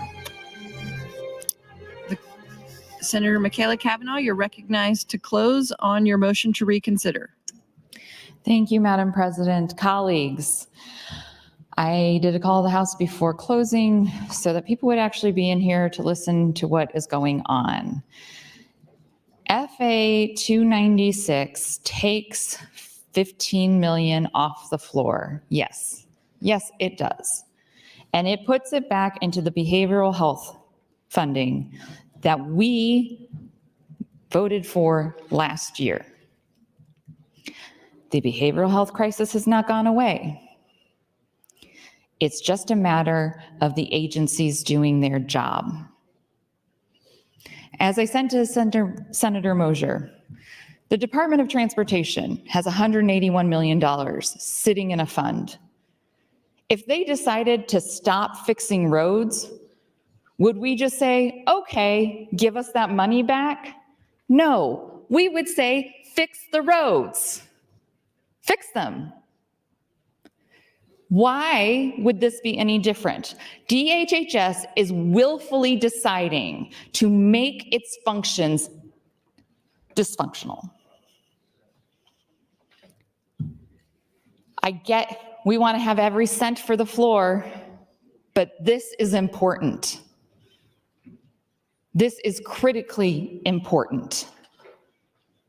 Please vote to reconsider and please vote for FA 296. And if you are not voting for it, have a reason to vote against reinstating the behavioral health funds that the Appropriations Committee carved out for the floor.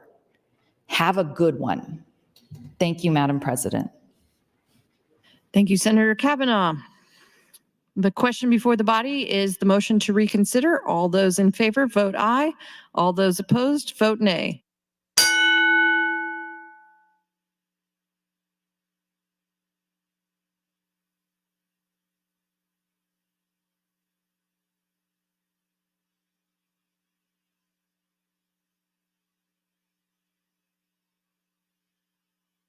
Have you all voted who care to?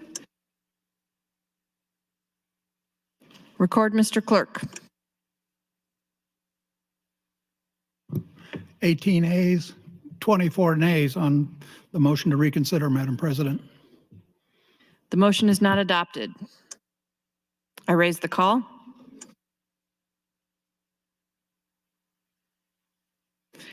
Mr. Clerk, for the next item.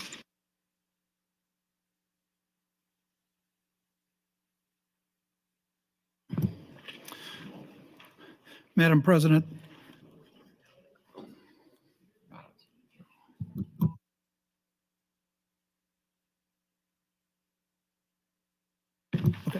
Madam President, AM 37 is pending.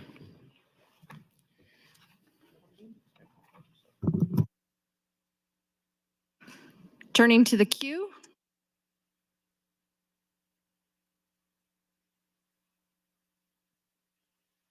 Seeing no one in the queue. Senator Clements, you are recognized to close on AM 3070. Thank you, Madam President. AM 3070 is the general fund, changes to the general fund that were agreed on as changes to the committee amendment. And the handout I gave you, it does show that this amendment reduces general funds by $2 million. It increases cash reserve. We're going to have an increase in the cash reserve of $4 million. And we've discussed the several items on there that are LB 1412. And this will, this is by agreement with several senators to just make some slight adjustments to LB 1412.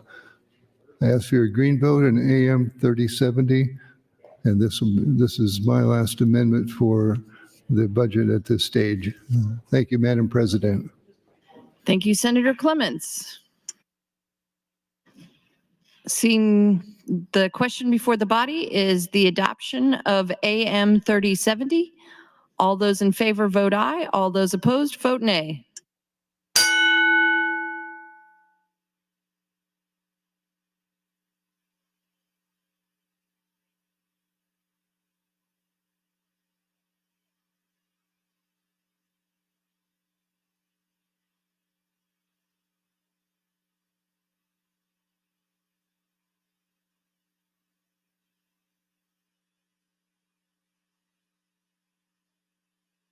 Have all voted who care to? Record, Mr. Clerk. 38 ayes, no nays on the adoption of the amendment, Madam President. The amendment is adopted. Mr. Clerk, for the next item.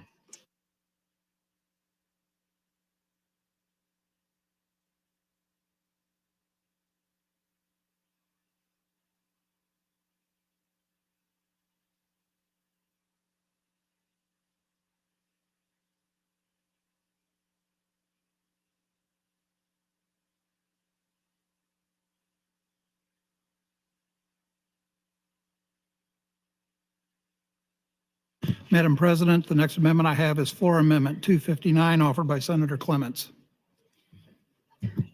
Senator Clements, you're recognized to open on your floor amendment. I withdraw.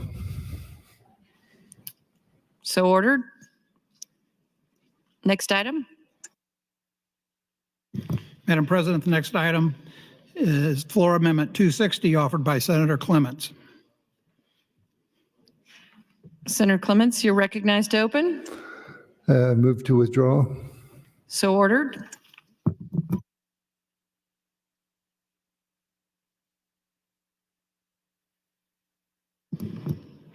Madam President, the next amendment would be AM 2987, offered by Senator Clements. Senator Clements, you're recognized to open.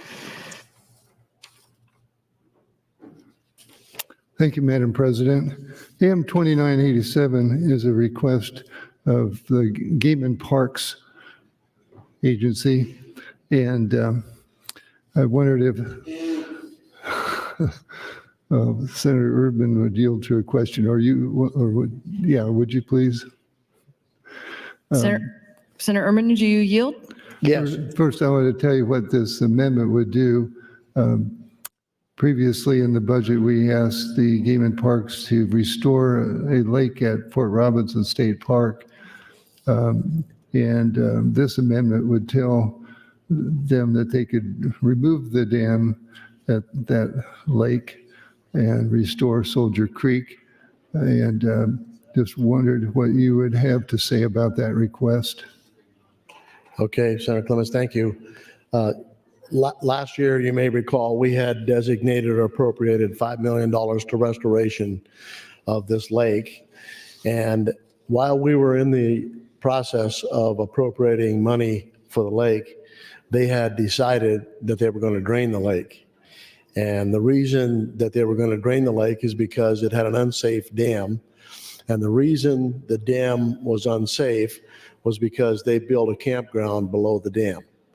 And so they knew, while we were working on appropriating the money for restoration of the lake, they knew they were going to drain the lake. They mentioned not one word of it. And I went to their quarterly meeting at Fort Robinson in October, and that lake was just several miles from where the meeting was, and there was no mention at that meeting that they were draining the lake, and they were doing it as we were meeting. Okay, well, excuse me. Thank you, Senator Erdman. I will thank you, Madam President. I see Senator Erdman's in the queue. I'll let him speak on his time. Thank you, Senators Clements and Erdman. Senator Erdman, you're recognized. Thank you, Madam President. Good afternoon again. Yeah, Senator Clements, that's exactly what happened, and it was disappointing because we had considered other improvements at Fort Robinson as well.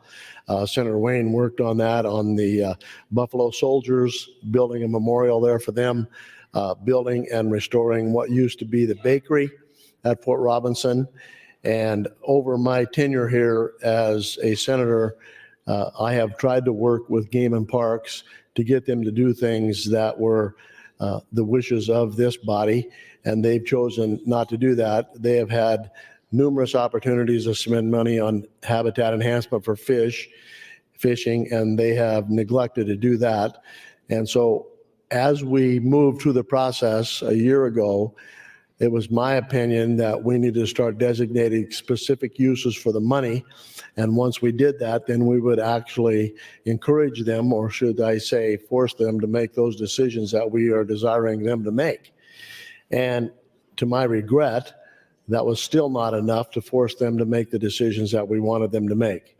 And I was so disappointed when I found out that they were draining the lake instead of enhancing it. And so I am opposed to transferring this money. They should have known, they should have told us, so we would have known what to do with the money, rather than come in Johnny come lately and tell us, oh, by the way, we're going to drain the dam. And so I'm opposed to AM 2987, and I would encourage you to be as well. Thank you, Senator Erdman. Senator Clements, you're recognized. Thank you, Madam President. This request came to us fairly late after we had already had the committee amendment prepared, and we didn't get to discuss this specific change in committee. I think we may have discussed it some, but we didn't have this particular request. And so I think it was going to be better for the Appropriations Committee to consider this in the future. I move to withdraw that amendment. Without objection, so ordered.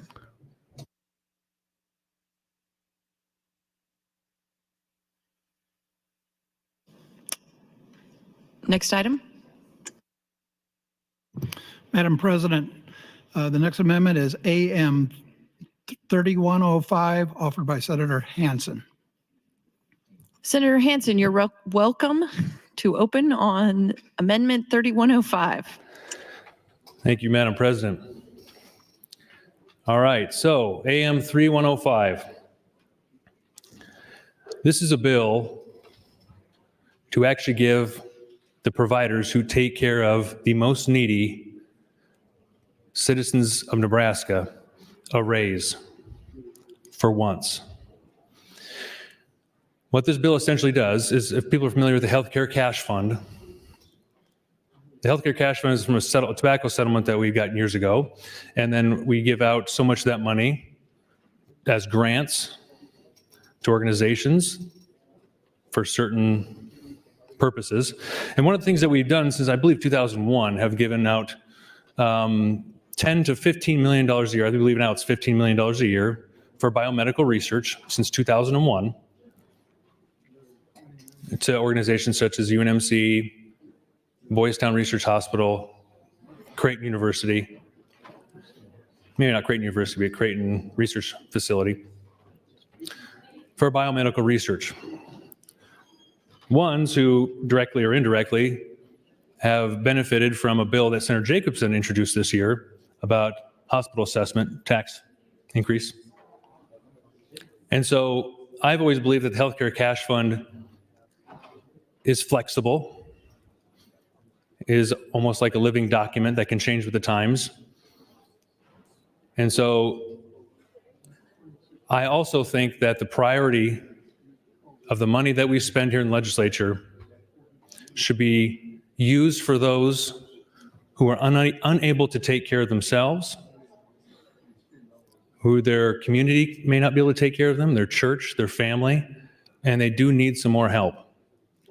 Those are the ones I prioritize to help take care of above all else. And so these are the ones that are in our DD community. So if anybody saw the rotunda out there the other day when they had their DD day, I guess you would call it, full to the brim of amazing individuals and the people who take care of them. And right now, the people who do take care of them, the providers in the state of Nebraska, are not being paid very well at all, and are leaving the profession to go work at Menards, to go work at McDonald's. They're paying more.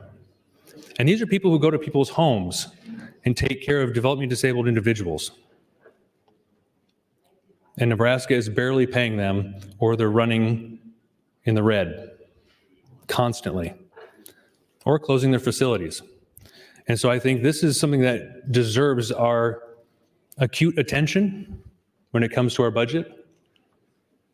And so I made the decision with this amendment to take that $15 million that we give to facilities for biomedical research and instead give it to DD provider rate increases of 8.5%.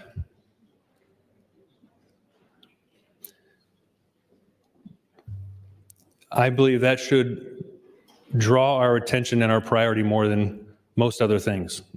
And so I think with the money that we have given facilities over the course of time for research, that I think we can now start looking at other things who might take more of a precedent, who might have more of a need. And in my opinion, it might not be the opinion of everybody here in the body, but in my opinion, these are the individuals that deserve our priority.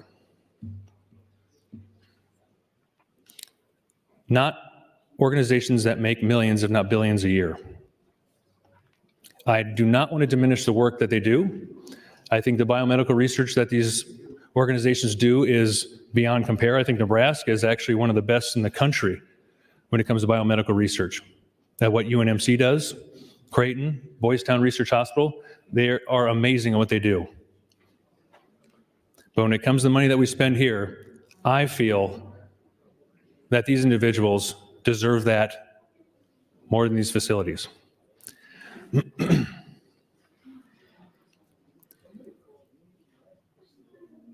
I did speak with a lot of you on the floor. I understand a lot of people are in favor of this amendment. Some of you aren't, for various reasons, and I get it. Some people feel like research is also a priority that we should be looking at. Some people don't want to touch it right now. Some people might want to look at this next year. Some people want to get after it this year and help these individuals. So, and we're talking with the Appropriations Committee, we're talking with many of you. I at least want to get up here and address this. And this is something that we or myself in particular are going to be looking at very specifically next year. I encourage the administration and the department to work with us. I hate to anytime go over people's heads if we have to, but this is something that is in dire need, and I don't think is getting enough attention sometimes from our body.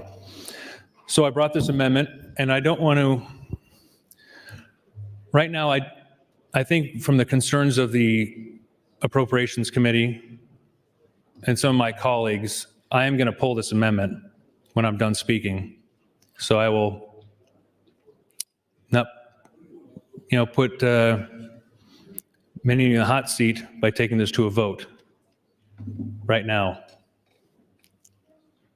And so But next year, this bill will come again if we don't do something about it. So with that, Madam President, I will withdraw my amendment. Thank you. So ordered. Mr. Clerk, for the next item. Madam President, Senator Ibaugh would move to amend LB 1412 with AM 3062. Senator Ibaugh, you are welcome to open on AM 3062. Thank you very much, Madam President. Good afternoon. Today I rise to present AM 3062 to begin a discussion for next year, much like Senator Hansen. Over the last few years, the legislature has enacted numerous tuition waivers for students to attend the university, the state colleges, and community college free of cost.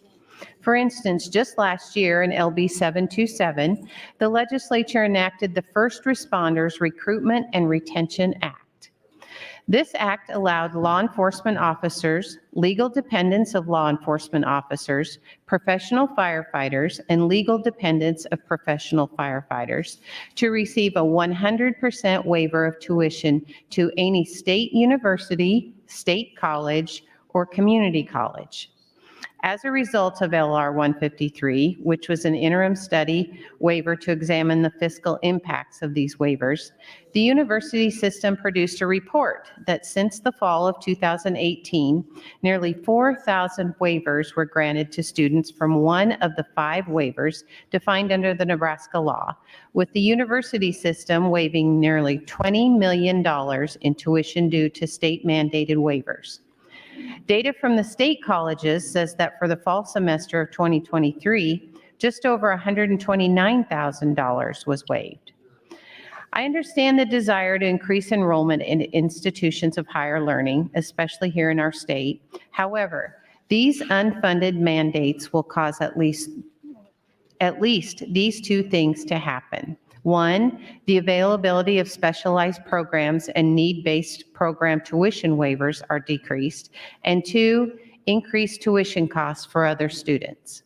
While I do not know the complete impact for every legislatively mandated waiver at this time, AM 3062 would have reimbursed the university system and state college systems for the amount they projected when they submitted their fiscal note for LB 727 for the First Responder Recruitment and Retention Waiver.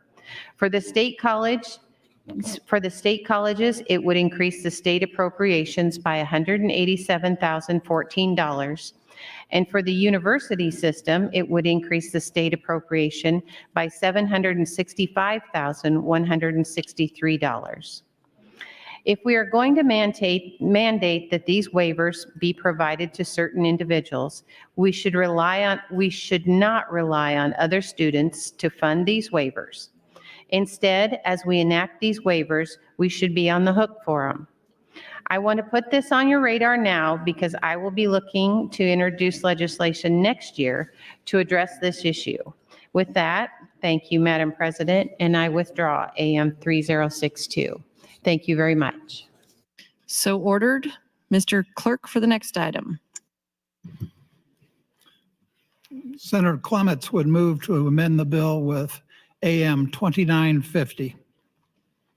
Senator Slumma, you are recognized to Clements, you are recognized to open on your motion. Amendment. You're recognizing me? I withdraw. So Senator, AM 2950.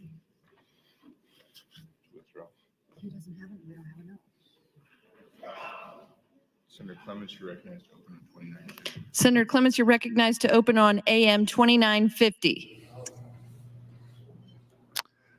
Okay, just a minute, I'm reviewing this.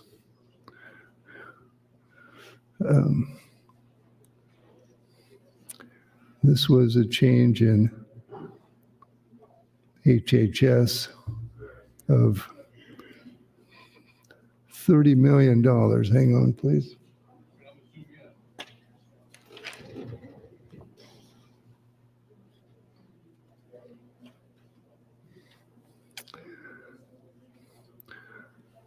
We incorporated this into the previous amendment, so I withdraw this amendment. So ordered. Next amendment.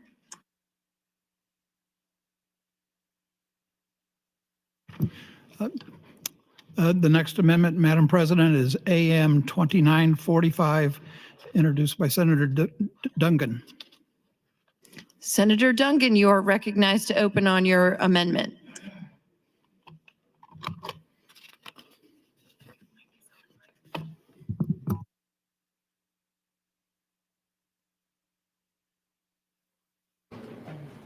Ooh, shocking.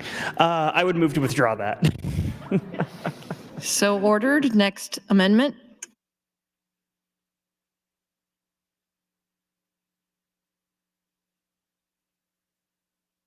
Madam President, the next amendment is AM 2969 by Senator Michaela Kavanaugh.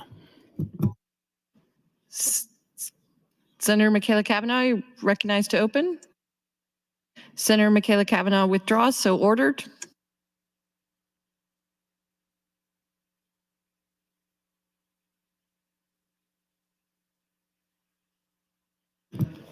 Madam President, the next amendment is floor amendment 280, offered by Senator Michaela Kavanaugh.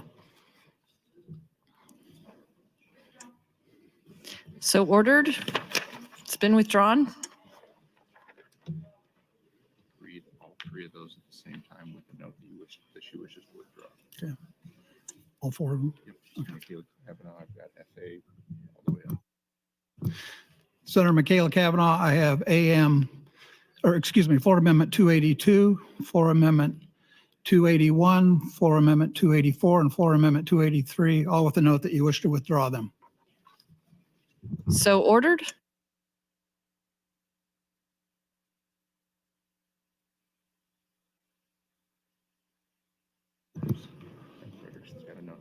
Okay. Senator Frederickson, I have AM 2983 with the note that you wish to withdraw. So ordered.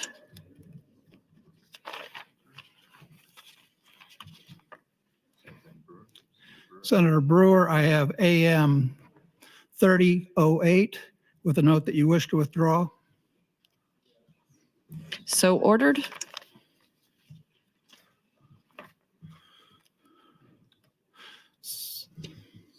Oh, that's a bracket.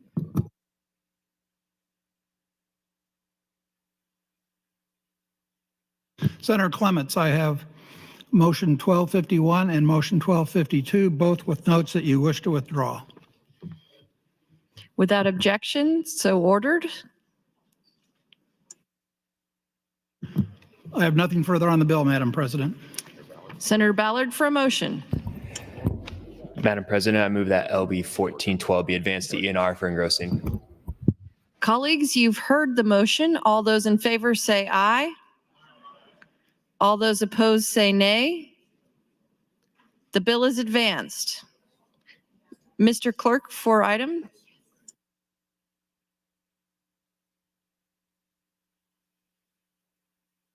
Just to read items. Okay. Madam President, I have your Enrollment and Review Committee reports LB 1344 to select file. Your Committee on Education, chaired by Senator Merman, reports LB 231 to general file, as well as LB 915 to general file. Also LB 1284 with committee amendments. I have an amendment, Senator Bloodwood has an amendment to be printed. To LB 399. Senator John Kavanaugh has amendments to be printed to LB 1204A. Senator Brewer would offer LB 887A.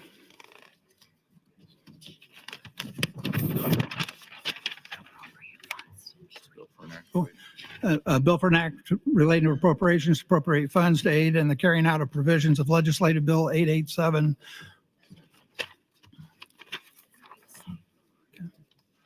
Senator Walls,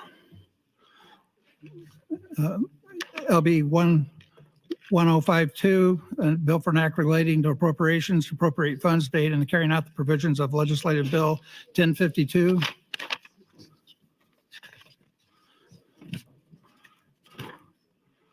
Senator Walls has LB 1054A, a bill for an act relating to appropriations to appropriate funds to aid in the carrying out of the provisions of Legislative Bill 1054.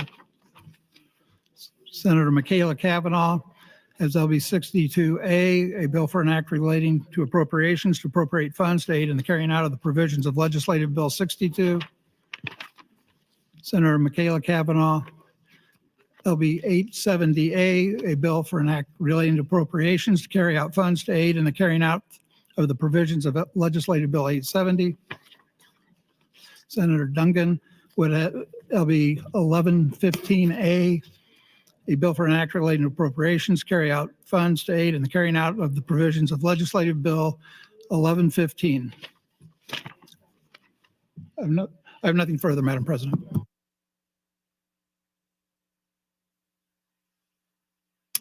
Mr. Clerk, for the next item on the agenda.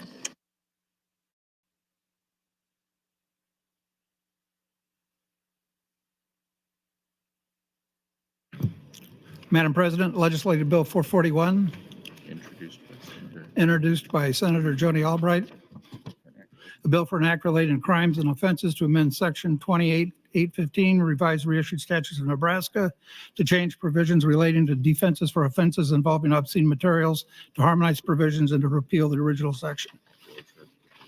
The bill was read for the first time on January 13th, 2023. It was referred to the Committee on Judiciary. That committee placed the bill on general file with amendments. Pending, Madam President, was a bracket motion. Pending, Madam President, is a bracket motion. Senator Albright, you're recognized for a 1-minute refresh. Thank you, Madam President. Colleagues, we're going to go right back to where we left off last night. And this is about LB 441. It closes an unintended loophole with the Nebraska obscenity law. It would revise State Statute 28815. Primarily would follow it. It's a defense to a prosecution under Section 28813 that such persons' activities consist of teaching in regular, established, or recognized post-secondary education institutions or galleries. Basically, what it says is K through 12 schools and the libraries within them is what this bill's about. And the criminal penalties are already in law. We just put the K through 12 schools and libraries within the privy of the rest of our state when it comes to obscenity laws. So thank you, Madam President. Thank you, Senator Albright. Senator Conrad, you're recognized for a refresh on your bracket motion. Thank you, Madam President. Good evening, colleagues. I filed a bracket motion to help structure the debate on this measure. This is a filibuster on this measure. It seems clear that perhaps Senator Albright has maybe a majority to pass it. That's not clear, but she does not have a supermajority to move it beyond filibuster. I'd be happy not to go 8 hours, but here we are. This is a thinly veiled attempt to ban books that seeks to weaponize our criminal law against teachers and librarians. This stands in sharp contrast to what we should be doing when it comes to extending protections for academic freedom and free expression. So I'd ask members to support the bracket motion, which would kill the bill. Thank you, Senator Conrad. Returning to the queue, Senator Conrad, you're first in the queue. You are recognized. Thank you, Madam President, and good evening, colleagues. I know that this has been a topic of great discussion as to why this measure reappeared on our agenda today. As you all well know, the Speaker has the sole decision-making when it comes to setting the agenda unless a motion to reorder is successful, which it rarely, if ever, is. I think that it has the potential to re-spark a tinderbox of dissension and controversy. But nevertheless, I, being the optimist I am glad that this measure has reappeared on the agenda, because it's time that we send a definitive statement that we support free expression and free speech, even when we find content disagreeable. We should not weaponize the tools of government to punish speakers, to punish teachers, to punish librarians. If we extend that grace for our constitutional values and principles to each other, for tough speech, for offensive content, we should extend the same to librarians and teachers that are in the crosshairs of this measure. I stated yesterday, and I reaffirmed, that my friend Senator Albright cares deeply about protecting children. I understand and appreciate that. However, I disagree with the remedy put forward in LB 441. It does not close a loophole. It disrupts a statutory scheme that was intentionally designed in the wake of Supreme Court precedent, establishing and defining the contours of obscenity to ensure that there is no unnecessary entanglement in the criminal law for librarians, teachers, and others. This specifically removes legal protections for librarians and teachers while leaving legal protections for others, which lifts significant policy and legal questions that have yet to be answered and we'll have time to delve into together this evening. To be clear, colleagues, this is part of a national movement to ban books, to target teachers, to target librarians, and to chill speech that we find offensive or uncomfortable. But just because we find it offensive or uncomfortable does not make it obscene. This measure was not brought forward by our chief law enforcement agents, the Attorney General, the county attorneys, law enforcement, deputy sheriffs, city police. They did not join the call for this measure, saying we have a problem with obscene materials being presented to minors in Nebraska, because we don't. We have disagreements with the content of some books. They may not be right for our children. They may not be right for our family. The remedy to address that is as a family. The remedy to address that is not to call them obscene, which they are not. The remedy to address that is not to drag librarians and teachers into criminal court with criminal charges, which this measure would make it easier to do. And we have to be consistent, even when it's hard, even when we find the speech, thank you, Madam President, hard to hear. And I have been consistent, and I'm asking you to do the same. Whether it's measures brought before the Education Committee that seek to chill or weaponize tools of government against academic freedom, against diversity, against SEL, against CRT, whether it's measures brought to the government committee that seek to weaponize the criminal law against those who disagree with election results, which I have also spoken out as dangerous, whether it is this measure that seeks to weaponize and punish speech, we need to be consistent. The goal is to protect free expression. The goal is not to criminalize librarians, teachers, or speech we find offensive. If you agreed with my comments this morning, Senator. you will support my bracket motion this evening. Thank you, Madam President. Mr. Clerk, for an announcement. Madam President, the Retirement Committee will hold an executive session in room 2022. Now. Thank you, Mr. Clerk. Senator Duncan, you're recognized. Thank you, Madam President. And good evening, colleagues. I do rise today again in support of the bracket motion on the board from Senator Conrad and opposed to LB 441. Before I get started, I want to say that I really, again, appreciate the conversation that we had for the majority of the day yesterday.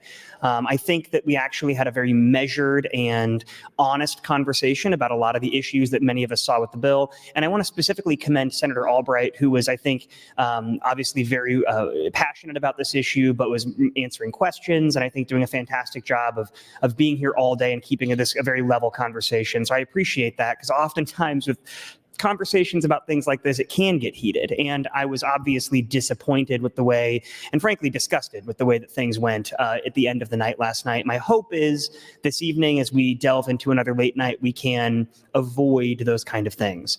That being said, I want to go back to some of the concerns that I have with this bill. And I think Senator Conrad did a very good job of opening up the conversation here. I think that there are two real levels of concerns that I have. One is not more serious than the other, but they are separate. One are the legal issues that I have with the way this is written and with the complicated sort of nature with which these operate and the problems that I have with it constitutionally. The other is more of a 30,000-foot view problem that I have with these kind of bills.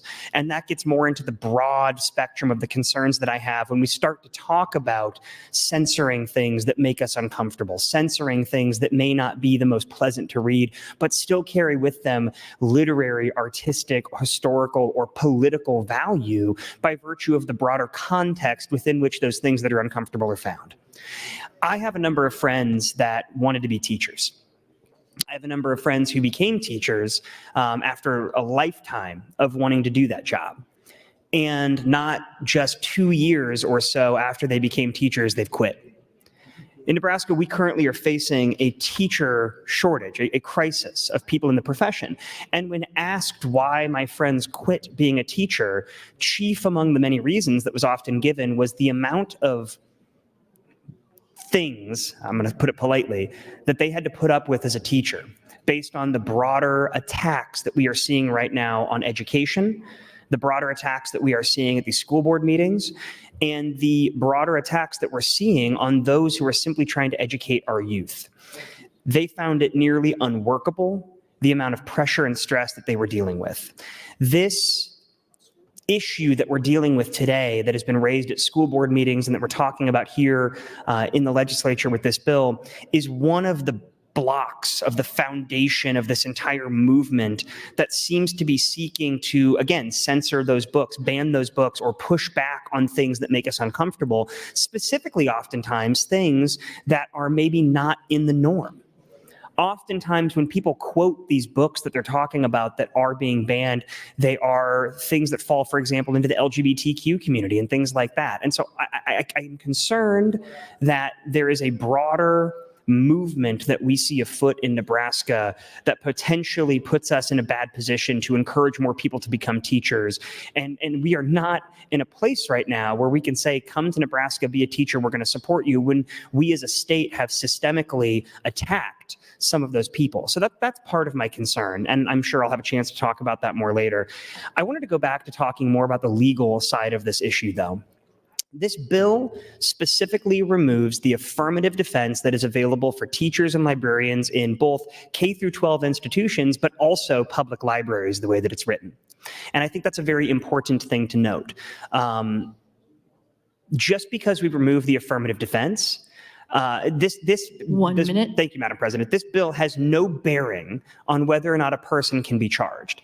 As the law currently sits today, an individual who's distributing obscene material in a K through 12 school or in a city library could be charged under our obscenity statutes. They simply have available to them the affirmative defense that what they were doing was essentially within the purview of their job as a teacher. And so I just want to be very clear, the idea that there's a loophole that right now people are distributing obscene material and by virtue of the fact that their teachers or librarians can't be charged, I disagree with that. If these things were happening in schools and if the material were in fact obscene, charges could be brought if both police and a prosecutor determined there was probable cause to say that this was actually a violation, and that person would be charged and they'd have to go through the legal process. So I'll get back on the mic and I want to talk a little bit more about what the actual consequences of this would be if a teacher teacher or a librarian were charged, as I think that's an important thing for us all to note. Thank you, Madam President. Thank you, Senator Duncan. Senator John Kavanaugh, you're recognized. Thank you, Madam President. Well, colleagues, I again rise in support of the bracket motion and opposed to the underlying bill. And I would just start, like my other colleagues, in thanking Senator Albright for how she's conducted herself in this debate. Been impressed at her willingness to answer questions and to have a conversation about a complex and obviously emotionally charged topic. And it is when you have a bill that someone doesn't like and it's being filibustered, it can feel like you're under siege. So I think Senator Albright should be commended for that. That said, I do have a fundamental disagreement with Senator Albright about this bill, and I oppose it for a number of reasons. But I did want to make a few other points in reference to the conversation we've had. I know folks maybe are anxious to move on from it, but Senator Halloran's comments last night, and you get, well, for the folks in the room know this about me and the press who are sitting off on the side, but for the folks at home who don't know everything, who can't see the whole room, often I'm on the floor off away from my desk and pacing under the eaves there, listening and formulating my thoughts. So last night, I was subjected to some questions from a colleague, and I was out of times to speak. And so wasn't able to give full answers, which is a common thing when you're having a rapport with somebody on the microphone. So I asked Senator Hunt to yield me some time so I could respond to another colleague's questioning of me so I could give more complete answers. And so while I was over on the side formulating my thoughts on that and listening to Senator Halloran, that's when Senator Halloran decided to engage in his recitation that included his direction at myself or the other Senator Kavanaugh. I raised that because in Senator Halloran's apology, as you may find it, he went to one of the more tired tropes of all people who have offended and tried to, at least in some way, blame the people whom he offended. Meaning he said that I wasn't listening to him or Senator Michaela Kavanaugh wasn't listening to him. So I just think it bears mentioning that, one, that's not even true.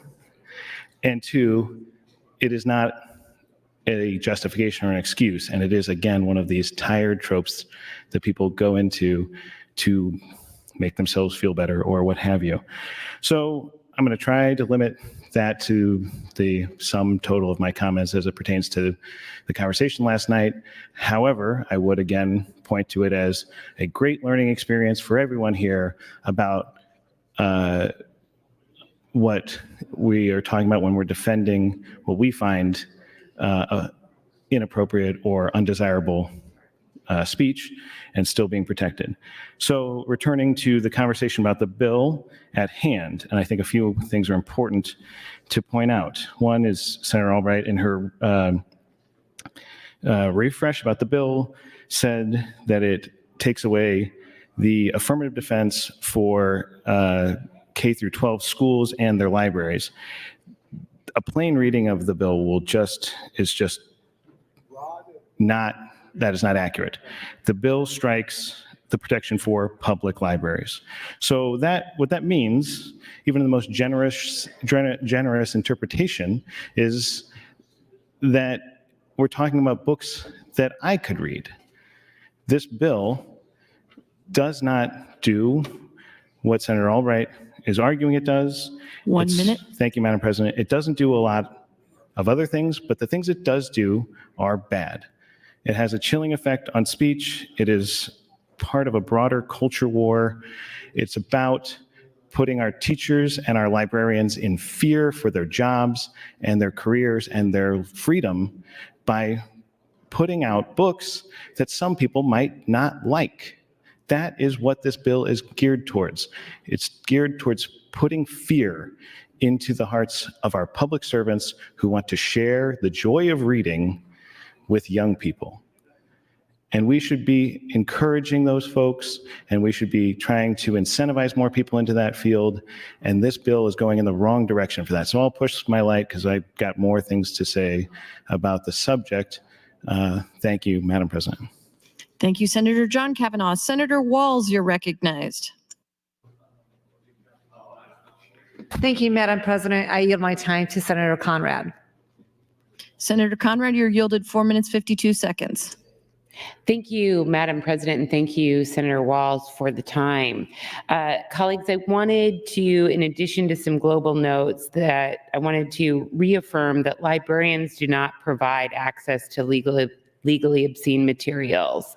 This bill will only worsen the shortage of qualified teachers and school librarians and librarians across Nebraska who are carefully trained professionals who take a great deal of pride in their work, as they should, who adhere to community and professional standards as they conduct their work as teachers and as librarians. And by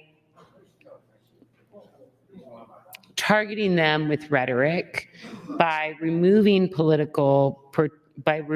legal protections, it just heightens the culture wars that they're on the front lines on in our schools. And it's already hard enough. They're asked to do more and more with less and less resources. And now some of the most challenging and controversial and raucous and toxic aspects of the brokenness in our politics today is happening on the front lines of our schools. And I heard a lot of school bashing yesterday as part of this debate as well, and we'll have enough time to set the record straight about why Nebraskans are rightly proud of their public schools, how successful our students and teachers are on a host of different comparative data points. And I just want to be very clear. I know this not just from the data. I know this from my own experience as a student in public schools, kindergarten through law school. I know this as the experience of a daughter of a public school teacher. And I know this as a mom of two young kids, one in elementary school and one in middle school in Lincoln today, who's actively involved in what's happening in their schools. In addition to generalized bashing of public schools and teachers and librarians, there's also was a lot of talk yesterday about an attempt or a need to relitigate what happened in regards to the State Board of Education's effort to adopt health standards for our state. And I want to point out a couple of things there, friends. Number one, the issues at play in regards to the State Boards of Education's effort to update our curriculum standards regarding health education did not come to fruition. The public spoke out, Senator Albright and others helped to lead political opposition, and that effort was stymied.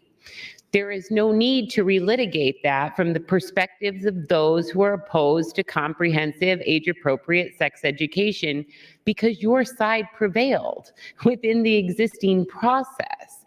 And those issues are not squarely within the purview of LB 441. If you seek to remove content you find disagreeable from the shelves of libraries, this is not your remedy. If you seek to end and chill discussion of comprehensive sex education on the state level or on the local level, this is not your remedy. This remedy simply targets librarians and teachers while leaving protections in place for others, including artists and the news media, without any explanation as to why, from the proponents of this measure, who proclaim that any access to any offensive or obscene material should be prosecuted in the criminal justice system, yet leave in place protections for other Nebraskans involved in expressive fields And thank goodness they do, because that's appropriate from a First Amendment perspective. But the proponents of this measure have not talked about why they're picking and choosing, why they're solely targeting teachers and librarians, if they're deeply concerned about these issues. Senator. Thank you, Madam President. Thank you, Senator Walls and Senator Conrad. Senator Dover, you're recognized. Thank you. I guess I want to just, I have actually make some comments that were from last night, actually, that I didn't get an opportunity to say. And I would like to address, I guess, what Senator Conrad had just said, that artists and news media aren't still have a protection, and the school teachers and the librarians don't. But I do think that we do need free speech protection for artists and news media. And I think sometimes it seems, again, as Senator Kavanaugh and I were speaking last night, that we're really, both sides seem to be making their points, and the points that they're making don't seem to be on the same plane. But I think it's more of a question of what's appropriate in a school as opposed to freedom of speech. But I do believe that we do need freedom of speech for adults. I just think we need to be careful what's appropriate in the school. I also want to say about today is it seems like there's more harsh words that are being said today. And I mean, I think I'm learning why people get up and talk and what words they use and stuff. I mean, I'm new here, but when we hear, drag teachers and librarians into jail, weaponize schools, and governments criminalize free speech, I think those are like, I don't know, kind of accepted, they aren't code words, but they're words that are, I don't know, in a way I hate to say weaponized, but I guess along those lines, but I don't know why we have to use such harsh words. I mean, I guess if you see a situation as being very harsh, you use harsh words and stuff like that, but I don't know that, I would say this, I don't believe, I guess Senator Albright, could you answer a question for me? Senator Albright, will you yield? Yes. Is the purpose of your bill to drag teachers and librarians into jail, weaponize schools and governments, and criminalize free speech? Absolutely not. Thank you. And I'm going to jump over back to last night. And Senator Batt had made a suggestion that perhaps we should look at a state standard. I just wanted to speak to that. And I was trying to think through it like Senator Kavanaugh does, John Kavanaugh. And I'm thinking if we have a state standard, was it okay, went out a national standard? And I think, well, obviously California would have things in their school libraries where North Dakota probably wouldn't think that's appropriate. So I think if that kind of makes sense to me, and I'm thinking, obviously, I think that in Nebraska, then I think there's probably things that Omaha may have in their schools that Thedford may not. And I think that's local control is so critical in schools. I think that's why we have a locally elected school board. So I think that's good. And I understand that, we're never going to agree here in this body as far as what's appropriate and what's not. I think that would be very seldom, as that's why we have our discussion and debate.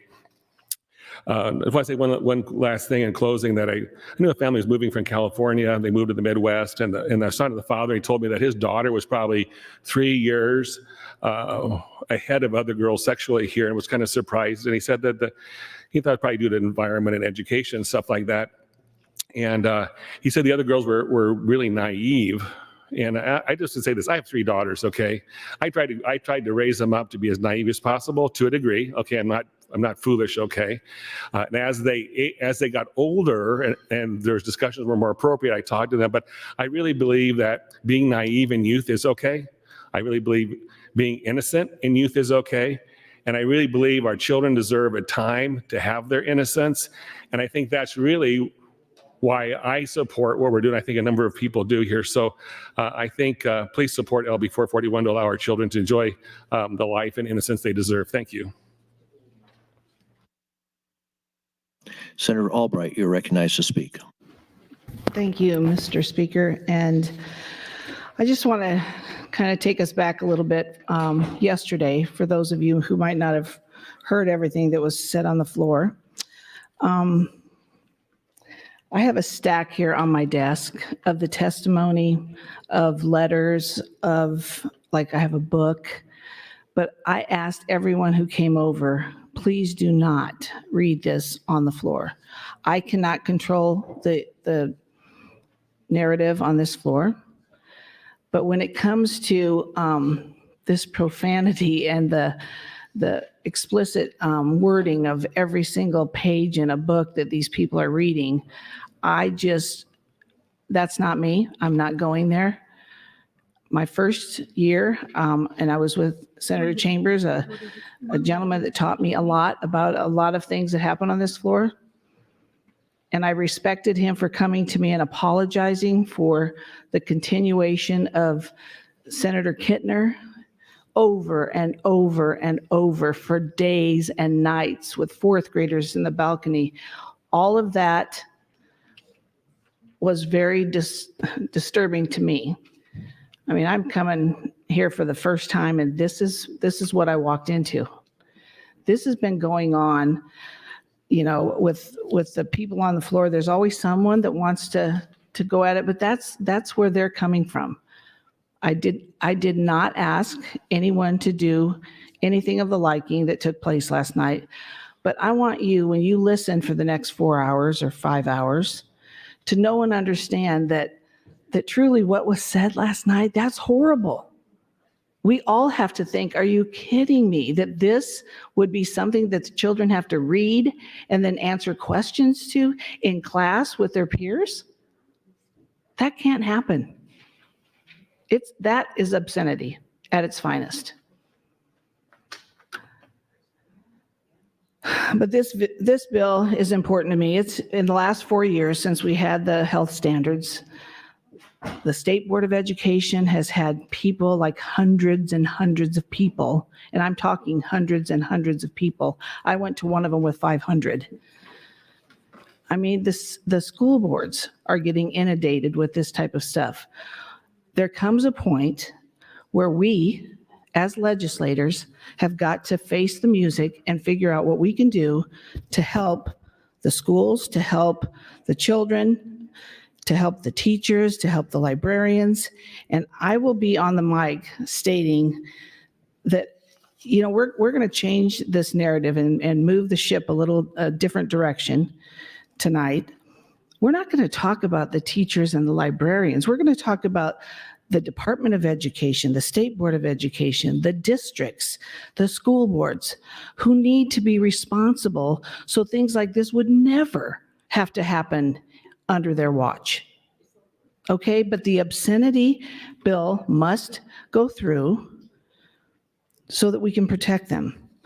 And I'm going to talk about last night's, many were not on the floor, but Article 7 of the Constitution of the State of Nebraska says that the State Department of Education shall have general supervision and administration over school system of the state and of such activities as the legislature may direct, as we may direct.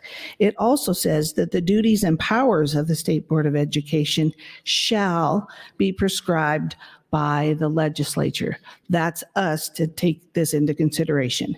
And the Commissioner of Education shall have the power and duties as the legislature may direct. It's the legislature's responsibility to provide guidance and guidelines to ensure that all children are protected. Again, K through 12 educational institutions are not protected from obscenity today. That's what we're talking about, and that's it. The law's already in form. It's in concrete. We just have to put them under the rest of us. They don't get a pass. They're not above the law. I mean, it's the law of the land, but in K through 12 schools, institutions, and libraries, they are not. And this is not about public libraries. Public libraries, you can still take your children in and you know, it's a free-for-all. They can read whatever they want. But under the public school system, they have got to have some guidance. Time, Senator. Thank you, Mr. President. Senator Wishart, you are recognized to speak.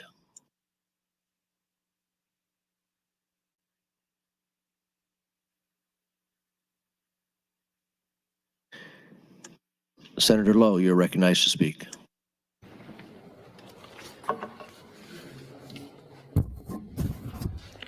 Thank you, Mr. President. I wasn't expecting to get up that quick, but that's the way it is. I'm going to read from a book that when I was in high school, the librarians decided to remove it from the libraries, not only in Kearney, but across the state. Some of you may recognize this book.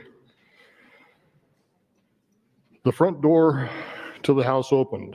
A man and a woman stepped out onto the wooden porch. They stood for a moment staring at the sea, embraced quickly and scampered down a few steps onto the sand. The man was drunk, and he stumbled on the bottom step. The woman laughed and took his hand, and together they ran to the beach. "First, a swim," said the woman, "to clear your head." "Forget my head," said the man, giggling. He fell backward onto the sand, pulling the woman down with him. They fumbled with each other's clothing, twined limbs around limbs, and thrashed with ardor on the cold sand. That was why the book was banned. That's why they removed it, was those words, not the following words. After the man lay back and closed his eyes, the woman looked at him and smiled. "Now how about the swim?" she said. "You go ahead. I'll wait for you here." The woman rose and walked to where the gentle surf washed over her ankles. The water was colder than the night air, for it was only mid-June. The woman called back, "You sure you don't want to come?" But there was no answer from the sleeping man. She backed up a few steps, then ran to the water. At first, her strides were long and graceful, but then the small wave crashed into her knees. She faltered, regained her footage, and then flung herself over the next high wave. The water was only up to her hips, so she stood, pushed the hair out of her eyes, and continued walking till the water covered her shoulders. There she began to swim with a jerky, head above the water stroke. The untutored. 100 yards offshore, a fish sensed the change in the sea's rhythm. It did not see the woman, nor did it smell her. Running the length of its body were a series of thin canals, filled with the mucus and dotted with nerve endings.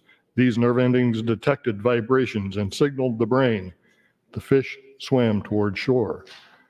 The woman continued away from the beach, stopping now and then to check her position by the light shining from the house. The tide was slack, so she had not moved up or down the beach. But she was tiring, so she rested for a moment, treading water, and then started for shore. The vibrations were now strong. The fish recognized the prey. The sweeps of its tail quickened, thrusting the giant body forward with speed that agitated the teeny phosphorescent animals in the water and caused them to glow, casting a mantle of sparks over the fish. The fish closed on the woman and hurled past, a dozen feet to the side and 6 feet below the surface. The woman felt only a wave of pressure that seemed to lift her up in the water and ease her down again. She stopped swimming and held her breath. Feeling nothing further, she resumed her lurching stroke. The fish smelled her now, and the vibrations, erratic and sharp, signaled distress. The fish began to circle close to the surface. Its dorsal fin broke the water, and its tail, thrashing back and forth, cut the glassy surface with a hiss.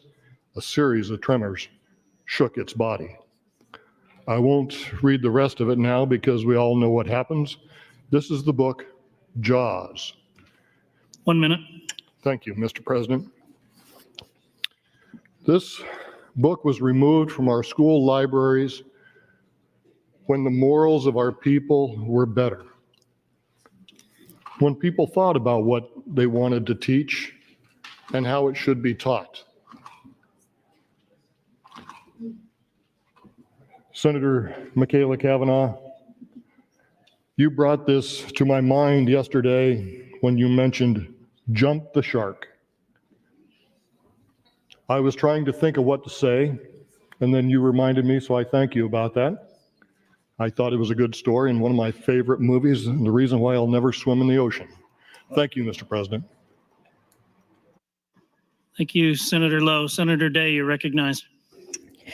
Thank you, Mr. President, and good evening, colleagues. I honestly had hoped that we were going to avoid continuing this conversation after what happened last night. But unfortunately, here we are, and we have several more hours to go. So we have had several people on the mic who have law expertise, legal expertise, who have explained it from a constitutional perspective and from a legal perspective. And I just wanted to get up and talk a little bit about from my perspective as a mother and also my perspective as a survivor of sexual assault. I absolutely understand and agree that Senator Albright's intentions with the bill and her heart are in the right place. I truly believe that she thinks that by removing this type of material and these types of books from libraries and from curriculum, that we are protecting children from abuse or pedophiles or any of the other awful things that happen to children, early sexual experiences that are inappropriate. But research tells us that that's the opposite of the truth. We know that there are specific things that protect kids from abuse, sexual abuse, from predators, and it's definitely not keeping kids naive. When a child is naive, they are more susceptible to abuse. They are more susceptible to predators. The book that was read on the floor last night, I had read, and I knew immediately when the title was mentioned what it was about. I was sexually assaulted when I was 15 years old. And I will say that part of the reason that I was in the situation that I was in, because I was too naive to know any different, because I was not given the information that I needed to be able to protect myself from that type of abuse. We know for a fact, and it's research fact, that things like comprehensive sex education and teaching children about the proper names for their body parts and what they're used for are the things that protect children from abuse. Not banning what we consider to be obscene information. I think as a parent, I have 2 boys, and when you have children, your initial instinct is always to put them in a bubble and protect them from everything. You think that by putting them in a bubble and keeping them away from people, information, events, things, that we're somehow going to prevent bad things from happening to them. But that's not reality. And as your kids get older, or at least as my kids have gotten older, I've learned that I have to teach them about the realities of the world that exist and the potential and the threat for danger that exists in the world in order to protect them from it. And that has been one of the most important parts of my parenting journey as a survivor of sexual assault. Thank you, Mr. President. Additionally, if a 15-year-old girl can be sexually assaulted by a 25-year-old man, why do we think that her reading about a rape scene in a book is going to be the problem for her? The fact is, reading books like this, and this is also a well-researched fact, reading books like this cultivates empathy in human beings. It is a research fact that reading stories like this, in which that story was taken out of context, so it's unfair to look at it out of context, but reading those real life happenings provide kids. Thank you, Mr. President. Colleagues, we will now stand at ease for 30 minutes. And the next 3 senators in the queue are Senator Duncan, Senator John Kavanaugh, and Senator DeBoer.